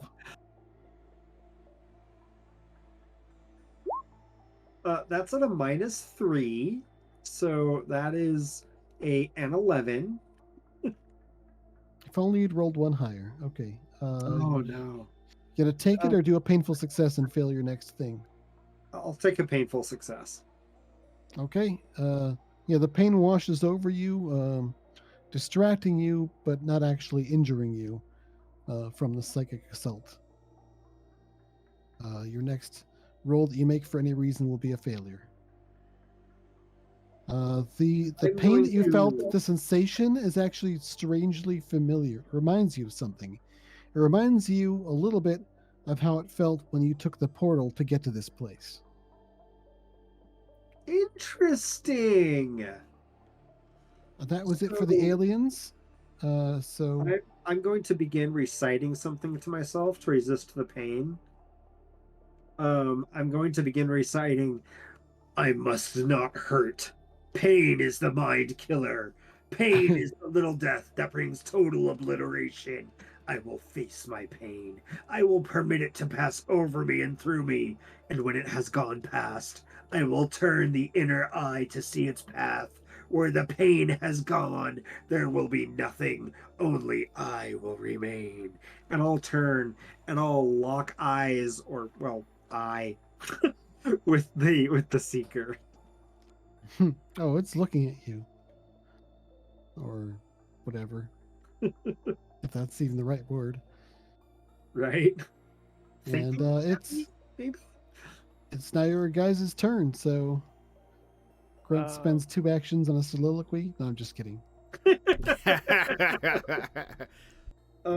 So Grant is going to spend 1 action to move up right next to the seeker, like hugging distance to the seeker.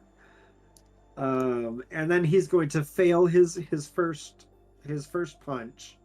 Because he's gonna take a swing, but he's shaken, he's rattled by resisting that headache. He's not quite all there, so he kind of punches, but can I say that it actually hits the seeker? It just doesn't do anything. Like, it's so Sure. weak. It's like a little kid like slapping their big brother or something. But then he's going to attack again, and it's a 2. Wow. So you want to take D6 damage and hit anyway, or keep the miss? Yeah, I'm gonna take D6 damage to hit anyway. This time, as you connect with it, there's sort of a shock of some sort of psychic energy. Your armor still helps on this because it's a not technically a direct psychic attack, so Okay. normally your armor doesn't protect you against the Seeker's damage, but this is a Ooh, painful success. sorry. I should have waited to roll my armor. So So yeah, some of your bare skin touches it, and where it does, you sort of feel that fire wash up your nerves, and you take a point of damage. But you But- you get your hit in. okay, but because of that drug, that point of damage just. Oh yeah, and it heals immediately. You Okay. still have 5 more that you can heal. Yeah. So I'm gonna go ahead, and since it's with the crowbar, it's only the one. Nope, it's Oh, sorry. It's- What? this was with a punch It was with a punch. Oh, you're right. You're right. You're because right. you you're attacked twice. If it was with the crowbar, that would have been your wasted attack. So Right. That's right. So forget that d6 I just rolled. Nothing happened. we'll just divide it by 2. All right. So there's a d4. So it's 4 It's damage not a total D4. for the first You're roll. reading it. Sorry, I'm shaken.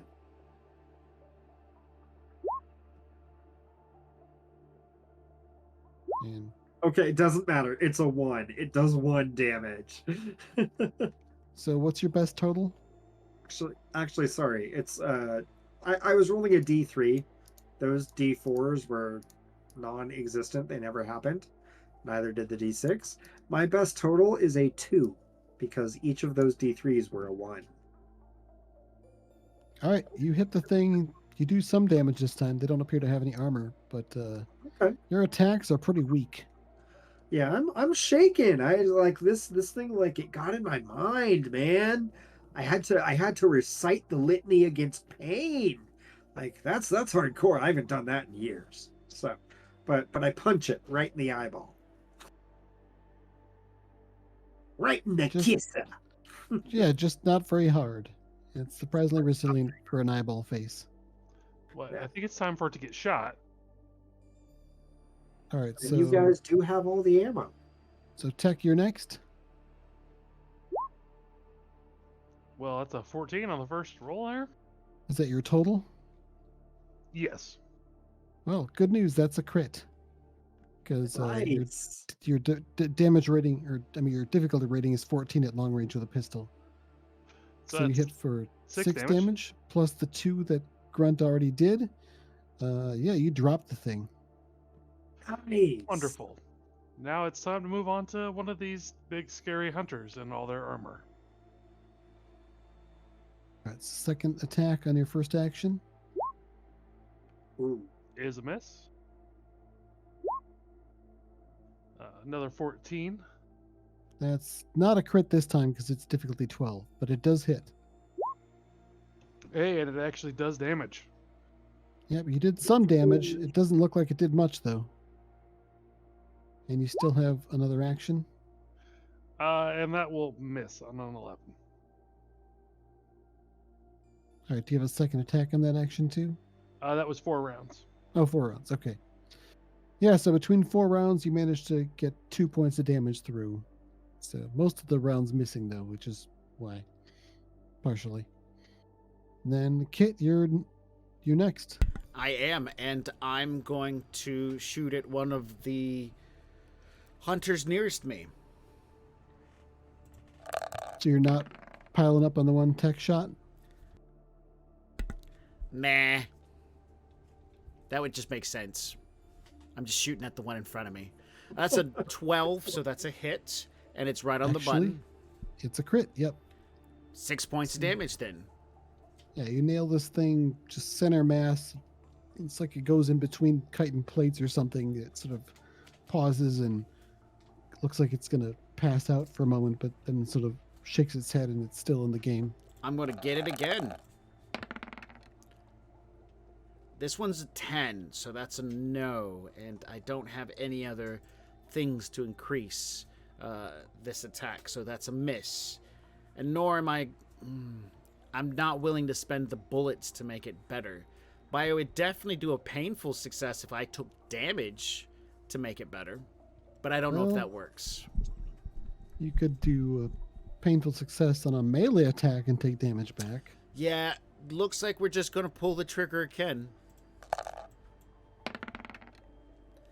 This is a miss. And last shot. It's another crit. Nice. There we go. Making it count. And that's just enough damage to put this thing down. Woot. So, yeah, the good news is you took down the Seeker and 2 Hunters. The bad news is now it's the Hunter's turn. So, Yes, very bad news. Super bad news. having already used their acid spray, they're going to close in the melee range. One for each of you. The hunters are splitting their party. So everyone make a defense test against the Hunter's Scything Claws. It's a difficulty 12 agility roll. That sounds nasty. Grunt is gonna use a painful success on his. All right, so you're going to automatically fail your next roll, whatever it is. Yeah. I'm gonna critically succeed on that defense test. You get Even with immediate my- action.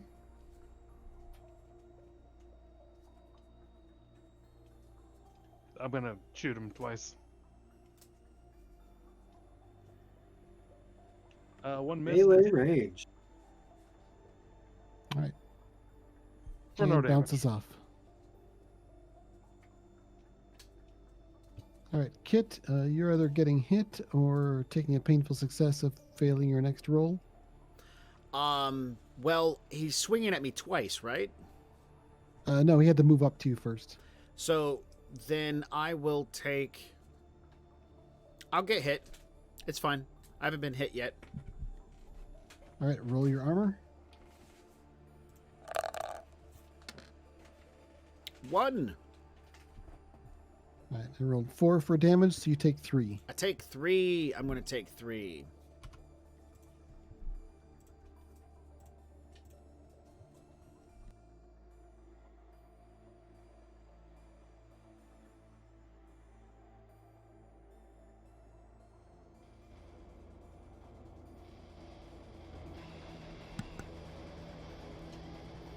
I took the 3.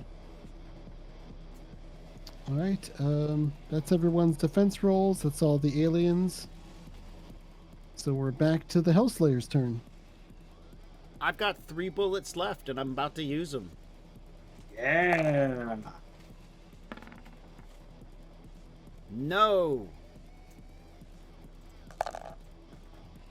That's one. Crit. All right, There we go. still up though. And a hit. Roll damage on this. 6. Maxed out. That's exactly what you needed to take this thing out. I have 0 bullets left. All right. I don't have a lot more. I have See how Tech does. 1 bullet left. Woo! I hit All right, let's see if it punches through the armor. for 1 point of damage. Yeah. It does a little bit. This thing is still up though. I can't hurt it. With melee? Isn't that D3 plus strength? Yep, I do 2 points of damage at max. Oh It's no. -1. Well, you can move, so it won't get as many attacks on you next round, or maybe it'll go after Kit instead. Or Or see if there's like anything techie in the room, maybe? This is the observatory, so there might be something. I will move and hopefully notice something. yeah, you happen to notice that the workstations here still have power. Some of them are still running programs, but there's also a lot of like blood and stuff all over things. As soon as I get a chance, I'll see what I can do. All right, and Grunt, it's up to you. All right. Well, my first attack is gonna fail. I'm pretty pissed off at almost getting hit, so I'm gonna come in swinging with my fists. So first attack is a fail automatically. I whiff, and then second attack. All right. Second Oh, attack is no. a miss. I'm gonna pause for just a half second. I'm gonna go. All right, time for the big guns, and I'm gonna pull out the crowbar. All right, crowbar And I'm comes gonna out. take a painful success on that. All right, roll your armor. All right. Okay. All right, this thing So gets that's an 3 attack points of in. damage. So that's 3 that I've taken so far. I get to heal 6, right? If I Yep. remember. The damage heals up almost immediately. Okay. You still have 3 more regeneration banked. And the crowbar with the painful success, do I automatically hit for max or do I roll? Not for max. You just you hit. Okay, 1 sec. So that's d6 There's plus 1, but you get to roll I'm going to twice. take the second roll. Woot! Makes sense. Yeah, you nailed this thing really hard with the crowbar and 7 points send of it back a damage. bit. It sort of gets back up on its haunches and hisses at you defiantly. All right, that's my turn. All right, make 2 defense rolls as it attacks you twice with its claws. All right. Oh no. So I'm going to get hit once. There's my armor.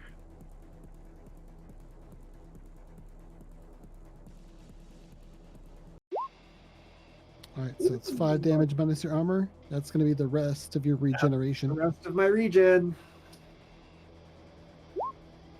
Oh, and I'm going to take a painful success on that. All right, so Oh, you dodge out of the way, but it puts you in a poor position to return with an attack. Okay. The other hunter turns to look at Kit, but then charges off after Tech. So Tech, since you've been damaging it, it's coming after you. Go ahead and make a defense roll. So close to being something good, but so far away. I'll take a painful success. All right, so you'll auto-fail your next test. And now it's your guys' turn. So who wants to go first? Grunt's going to keep swinging. So he's going Right. to fail his first one. Second punch is gonna miss. Not just miss, but a fumble. Sorry, what? Not just miss, but a fumble. Uh-oh, what's that mean? You take d6 damage. Ow. Roll your armor, Oh, my armor. which is d4. Okay. So, ow. Yeah, you just open yourself wide, and the alien slashes across your torso, tearing through some of your armor and giving you a really nasty gash. Are I'm a you little still? too eager with that. You still have hit points left? I do. I'm gonna turn around with the crowbar and swing. Oh, that's an 11. That's a miss. Can I take a painful success on that? You can. Can you survive it? I have 5 hit points left. Almost certainly. Then. If I Yeah. roll max damage and you roll minimal, you'll be broken but not dead. Ooh. I can bring you back. Okay, I'm gonna take the painful success. He has nanites too. I do. I have trauma nanites actually on me. So yeah. Oh my goodness! Okay, so that is what happens. You get to land your blow, but you take 5 damage, bring you down to 0, which means you're broken. When you're broken, if you take any actions at all, Yeah. then you take damage and you start being dead. So what happens with the trauma nanites when I'm at HP 0? Nothing. Someone would have to administer them to you after you die for them to do their thing. Oh. They won't actually. Hence why I'm still useful. Okay. Okay. So- All right. So I'm at 0 hit points, and if I do anything, I take damage and get towards dead. Right? Yeah, you get a chance to negate it with your armor, but if you don't, then. Then I'm you're- dead. Yeah, pretty much. Yeah. I'm still gonna do the damage. Yep. Roll your damage. So there's roll number 1. I'll take the second roll, so that's 5 damage. Let's see again. You did 7 before minus its armor. Yep. So that's enough to take it down. You So- sort of let it slash at you with its claws so you can get close enough to just pound it to death with your crowbar. So that hunter is dead. I'm at 0 hit points. Am I able to administer the trauma nanites to myself, or does it have to be somebody else? They're not designed for someone who's still alive, Oh, okay. so they won't actually help you yet. What happens if somebody who's still alive gets the trauma nanites added to them? I don't know. I didn't make up rules for that, but it's probably not good. So I would have to actually get like negative hit points to die, right? Let me pull up the damage stuff here.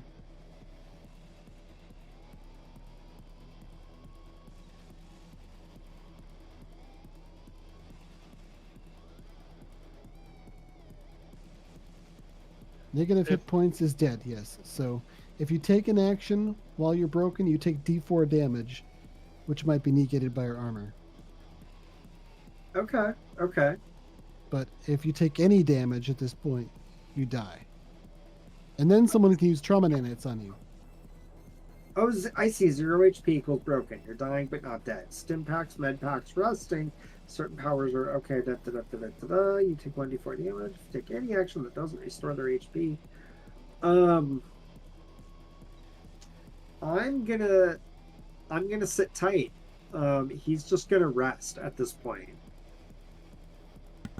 Okay. So he is on the floor. He's taken down like a number of these bad guys. Mm-hmm. He's just on the floor, just breathing heavy, just like.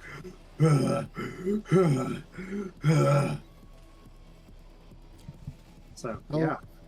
Kit, I take it you're taking your 2 actions to get close to Grunt? Actually, I would like to. I can, and I will, and I'll save Grunt. I promise I'll save Grunt. But I want to move over to Tech, get one of the nanite bots off of him, and stab the alien. Interesting. Administer the nanobots to the alien. You just said you don't know, but whatever will happen will be bad. We want bad things to happen to the aliens, and so I'm going to inject nanite bots into it. All right, go ahead and give me a presence roll. Cut. 2. 13. All right, that's going to succeed. You inject the thing with nanites. It goes like flailing back and twitches, laying on the ground, just twitching and occasionally flailing and flopping around. But it's not attacking you anymore. Cool. Well, that's my turn. And that ends the fight.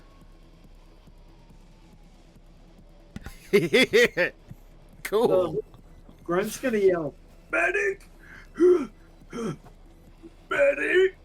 Or at least he's gonna try to yell. It's like barely coming out. Yeah, I want to do the med kit on Grunt. 15, so you get a D12. Woohoo! Do you roll it or do I roll it? Doesn't matter. I think you should roll it. You're the healer guy. 8. Oh, that's almost max hit points. That's awesome. Thank you. Yeah, they put some good drugs in there. And you've still got more supplies. And Grunt's gonna. Thanks, Doc. I wouldn't have made it without you. I could see the other side for a couple of moments there, man. Oh, that was real close. I'm surprised you survived all the drugs I put inside you.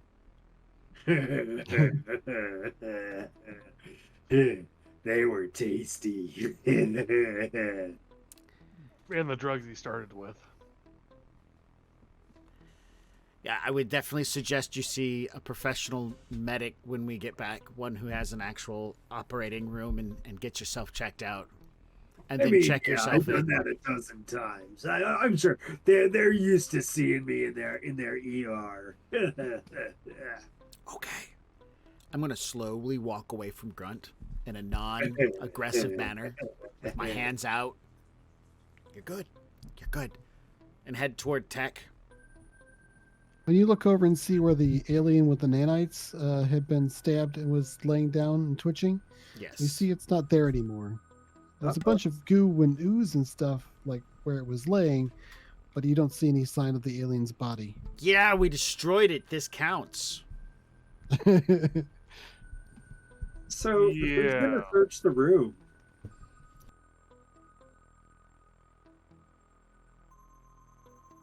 I like the crickets. Who wants to be responsible for ruining everyone else's looting roll? I mean, Push the talk, man. Did you forget? There's at least one thing here. The end. I've got a -3, guys. That's pretty. I have hardcore. no minus. I have a +2 presence, Yeah. but it has never gone well. I rolled one time and it didn't go well. You know what? You've still got better odds than the rest of us.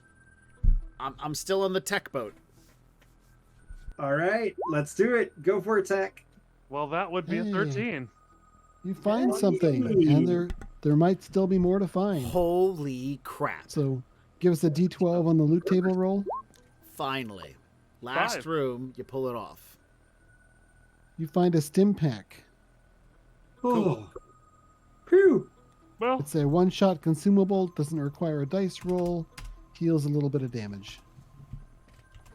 I say you try next, Kit.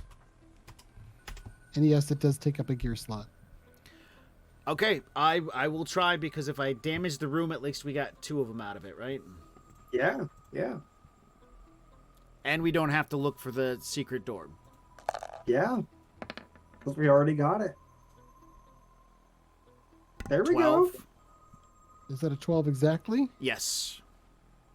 So you rolled a crit. You get to pick what you want from the basic loot table. You Right. can either pick whatever one item you want on the loot table, or you can roll on the elite loot table. Oh, I'm You rolling don't on the need elite loot table. Yeah, no, you All right. got me. Give us a roll for that then. Is it a Another D12? D12. Okay.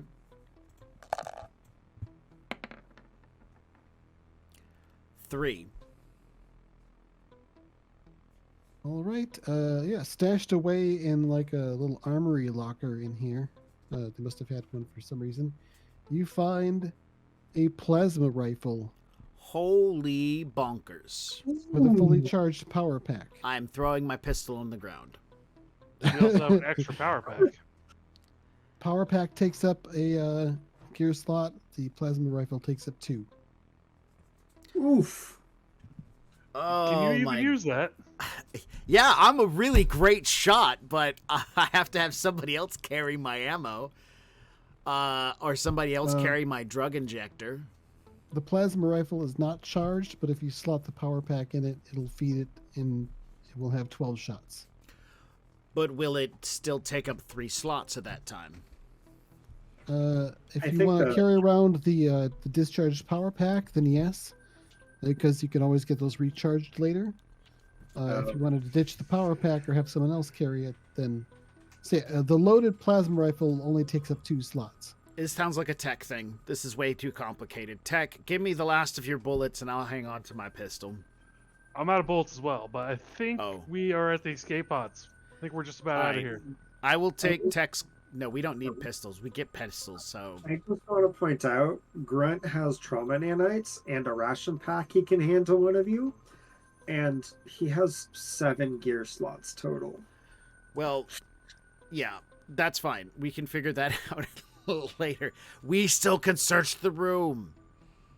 Tech. That means it's Grunt's turn, right? No, Tech, you got No, this. Tech can do it again. Yeah, you got a +2. You can do this. We believe in you. You got this, man. Whoa! Look at that. Yeah. 21. Yeah, there's lots of stuff here. You find Holy a gear crap. locker that was fairly well concealed. Inside of it, I roll a d12. Push to talk. I got an 8, so that'd be a med pack. All right, yep, a med pack. You know, that's So now probably you've- not a bad thing for us, really, because that gives us extra, because we're probably going to need them later in life. I mean, so far I've been rolling really good. We haven't lost any med pack, so... backup is still good. Like, let's be honest here. So right now we're looking at a plasma rifle, a charge for it. We should probably charge it up. That way when we get back, we have an empty cartridge that we can recharge. Yeah, we had the charged power pack from earlier, so... Yeah, that would give us 2 clips, or somebody 2 clips to work with. Do we really need new med kits? Do we need a stim pack? Can we sell these things for elsewhere? I don't know. Well, we can carry it all back with us and decide later. Sounds great. I will totally be encumbered, but you can still keep looking, man. Now, just so you know, with the plasma rifle, it does 3 attacks per action and a D10 damage. That is... I wish I was good at shooting. I'm good at shooting. This is the elimination weapon. Yeah. All right, so we can still search, man. You got this. Oh, it's You know over. what? Wait. I have a badass point left. No Do it, way. man. Oh my god. Man, tension. Jesus Christ. So, what was the odds again of rolling the same number twice in a row on a d20? 1 in 400. Okay, just to see. Oh. You wouldn't have made it because that would have been a 10. Wouldn't have made it. That would have been a 10. All Yeah. right, let me All right. see. Roll a D12. We'll see what the last thing is. Oh, that would have been nice. All right. Hey, look, another stim pack. Yep. Oh. All right. So Grunt has 3 gear slots left. So whatever's going to put people into encumbrance, start throwing things at me. And I Doesn't can- matter. We're about to be in the escape pod room. Just pile it in. I got 2. I mean, fair enough. Yeah. I've got 2 stim packs written down. I've already marked off the 1 nanobot that was on tech. My drug injector is empty. I can always get a new pistol if we really need more room. Somebody needs to write down the plasma rifle and the 2 charge I'll bits, write those down. because we need to make sure we track that. And I think that's pretty much so far everything we found. Yeah. So, So, yeah, when you, GM, are there any better combat weapons than a combat knife? close combat ones, Yeah. there is a polearm. A Which- polearm? It's basically the same as a crowbar, but you can also attack enemies in adjacent zones. Oh, that's friggin' cool. The sword, which is like the crowbar, 1 attack per action, but it's D8 base damage.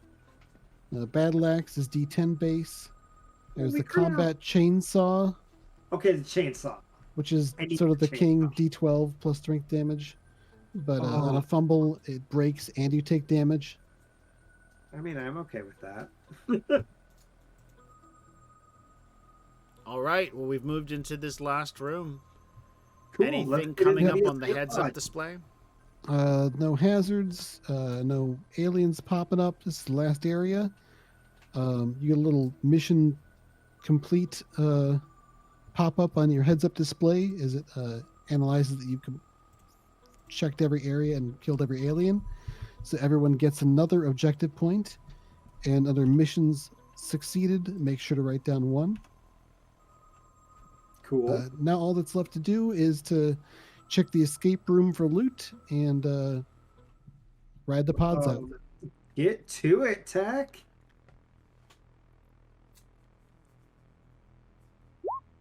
Hey, There Awesome. we Take it. go. Yeah, it looks like there's some stuff stashed here. Sweet. Another crowbar. That will be nice. Yep. Keep going. Do you want me to take the other crowbar? That'll put me up to 5. I'll have to check. I might have room for it because if I don't Okay. carry anything else, like I hate to give you my pistol, I think I have room for that and the rifle, and that's it. If you throw down the pistol, it doesn't matter because we get that pistol for free all the time. Look at that 13. Right. That is a 13. That's another one. Yep, more stuff next to the crowbar. Stim pack. That's bullets. Oh, No, that's 3, it's- bullets. you want to roll for the bullet amount? Ooh. You find a box of ammo with some bullets in it. It's not quite full, but it still has You two should split it. 11 rounds in it, though. That's all the lieutenants there. Thank you. I got the big rifle. So Yeah, right. All right, keep going, man. You're. Yes. It looks like there's even more stuff here. I don't know what 9 is. Another Nine's power wonderful. pack. A power Ooh. pack. Yes. Just 12 more shots for the plasma rifle. Yep, that's 3 power packs for Oh it. my goodness. Hell yeah. And there it is. There it is. Oh, there it is. And yep, that's the last thing. You thought there was another box, but you open it up, there's nothing in it. Wasn't a horrible loot out of the last 2 rounds. No, that was good. Ammo and a. That It was, was- not bad It at was, all. it was trying to make up for the bad loot from the previous rooms. The secret storage that had 1 thing in nanites. Because Right? they knew we were coming, they moved everything into here.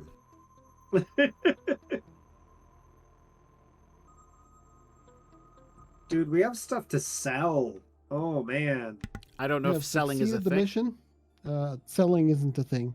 Oh, okay. Well. So oh. what? We have You like have a stuff locker to carry room. forward.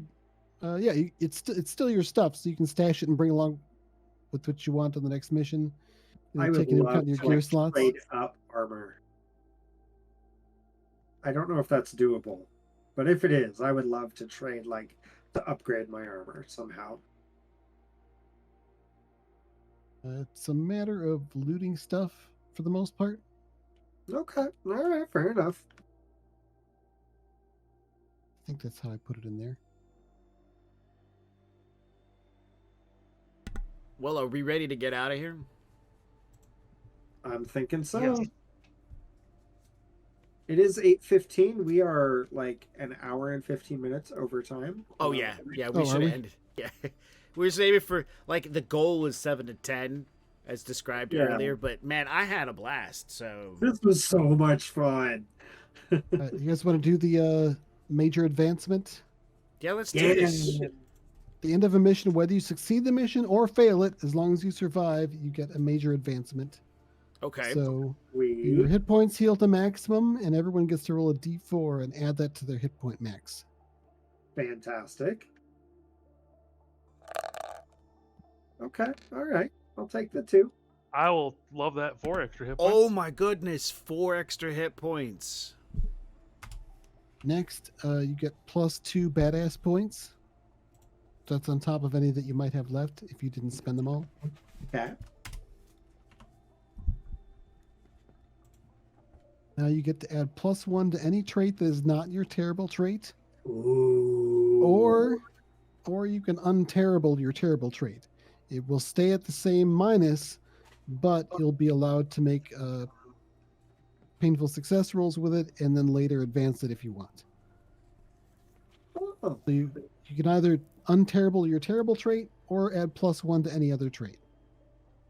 Being the fact I'm gonna be toting around this rifle, I'm gonna take +1 to my agility. I'm kind of thinking the same thing because attacks or agility, whether they're melee or range, doesn't matter.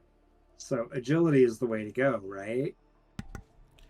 Yeah, If you agility's the way to increase go. your strength, you have a lot of potential to do more damage with your melee attacks. But You do, especially because the required number to hit when in melee was a lot lower than what it was for range. Oh, that's true. That's true. So it it's easier depends to hit. on the circumstances and Correct. what you're attacking, but yeah.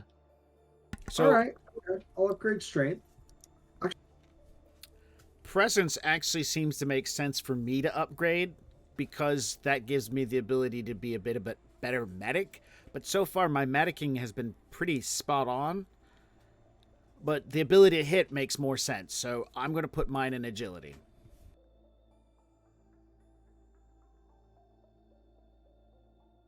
All right. Restore the equipment granted by your MOS. So you get your drugs back. If your medkit supplies were used up, you get those back. So you said Um, it's abilities. Let's see. Upgrade abilities. And upgrading gear is just a matter of searching, so there's just that. What about MOS powers? So that's another part of the major advancement. You get to choose an additional MOS power from your own list, or you can pick a different list and roll randomly to see what you get. Wait, so like I could pick something from like the medic list, the kit could pick something from the tech list, all that sort of thing? You can cross train, yes, you just don't have as much control over what power you get. Whoa. If you Okay. train up another power in your own field, you get to choose which one you get. If you choose a different field, you have to roll to see which one you get. Okay, okay. That's cool. Like you could just take brutality for the +1 to all damage rolls. I'm looking more at the retractable cyber blades. Yeah, no, that's pretty awesome. Pretty badass for you. Yeah. That'd be a That major upgrade, yeah, I would say. that Good plus the choice. strength enhanced cyber arms, like that's a good combo. I'm looking at the cybernetic medical synthesizer. It allows me to replenish med packs if they get used up.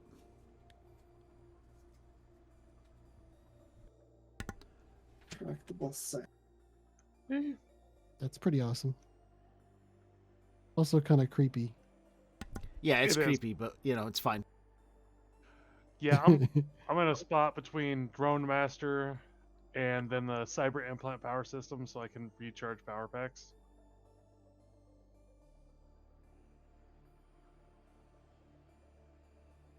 The last thing, besides getting a new power, is you get to roll on your equipment list to see if you get more, or to see what other stuff you Yes. get. Is it the MOS equipment list? Yes. It's your own MOS equipment list. You roll for it. The retractable cyber blades, do they count as gear? They don't take up gear slots, if that's what you mean. Okay. Yeah, that's exactly what I mean. Okay. Yep, they're installed. You can retract them when you don't want them. I got a That's shield pretty drone. cool, dude. Okay, and you Shield roll drone. on your equipment list, right? Like I roll on Yes. grunt equipment. Yep. Okay. And if you roll something you've already rolled, you can either take it if it's beneficial, or you can choose something else from the list without re-rolling. Do I get to refill my ammo back up to 20? Yes.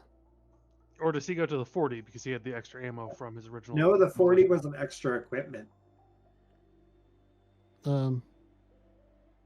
Yeah, I believe you reset for that too, because that's your Because I already had it. Like if I had a combat knife, I would keep that.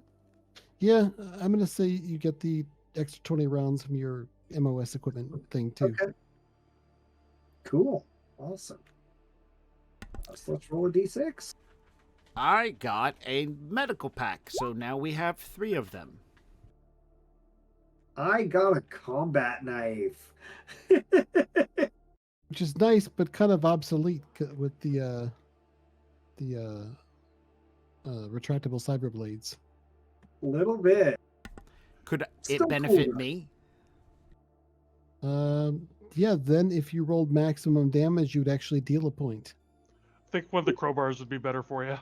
Oh, that's true. Deal at 8 point. I got a shield drone, so I'm meant to look at this because I really want the cyber implant power system, but I think Drone Master and just having the pack horse, which has like 10 slots or something like that, would be really handy. Wait a second. Okay, so helmet. Does helmet... Okay, so gear slots.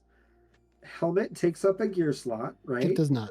No, It does not. Okay. your helmet and armor, you just wear it. It doesn't take up a gear slot. Okay, so trauma nanites, crowbar, pistol, combat knife. That's 4.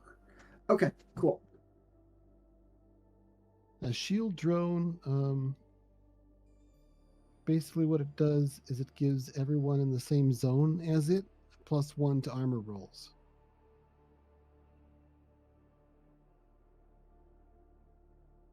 It can also be targeted, but usually the aliens or demons or whatever will attack you guys instead, because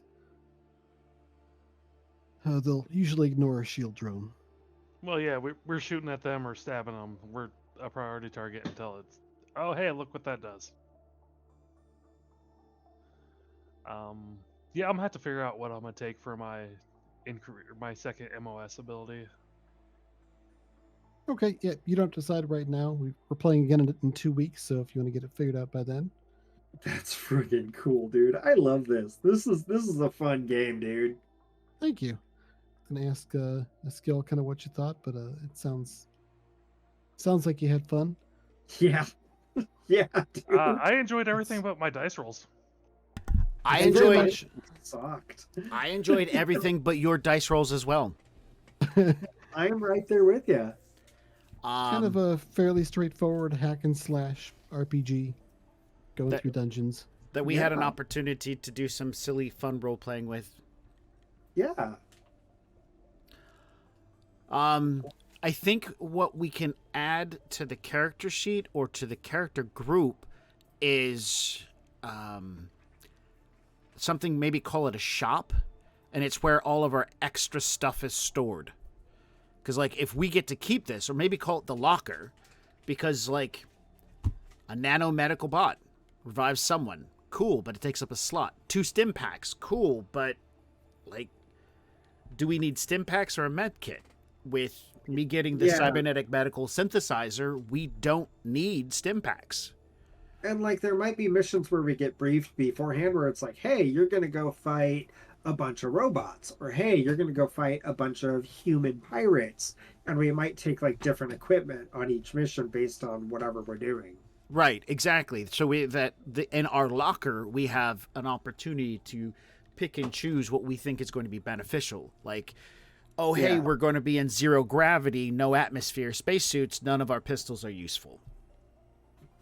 That would suck for y'all. I Ooh. think my plasma rifle would still work though. Your plasma rifle would work. Exactly. So, Hey GM.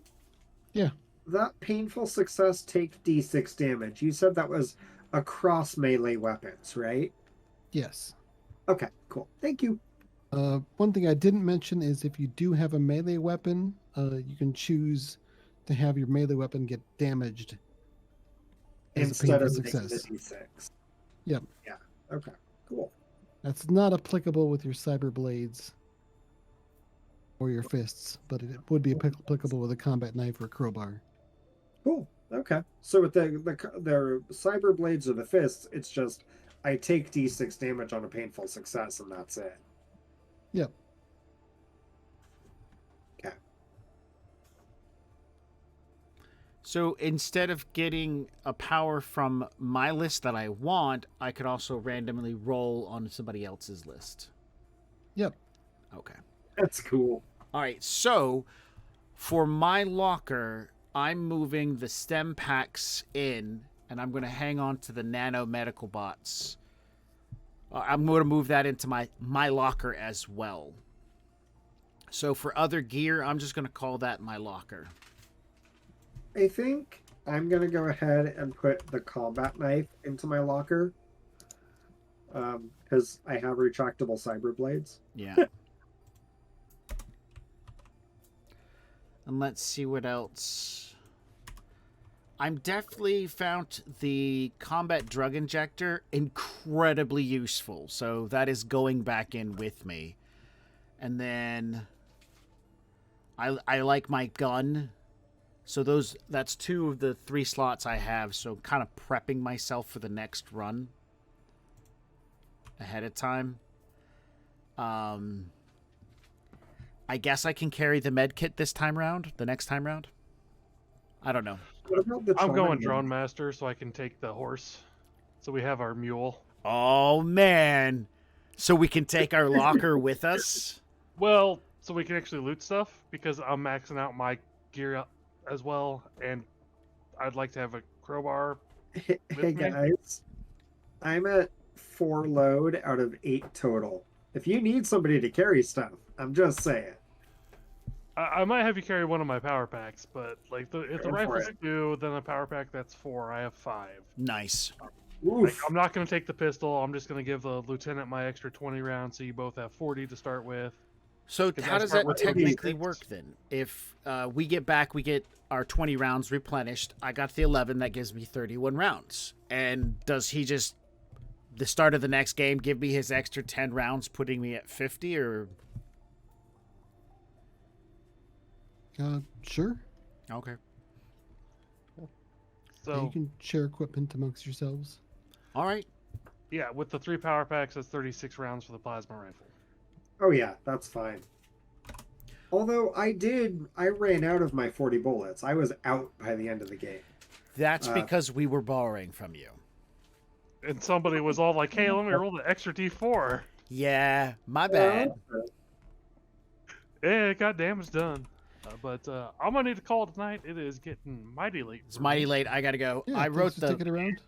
I wrote the med kits down on my locker, just so I'm tracking the medical stuff. Wow. This is fucking cool, dude. Just Okay. wait till one of us dies, and then it gets weirder.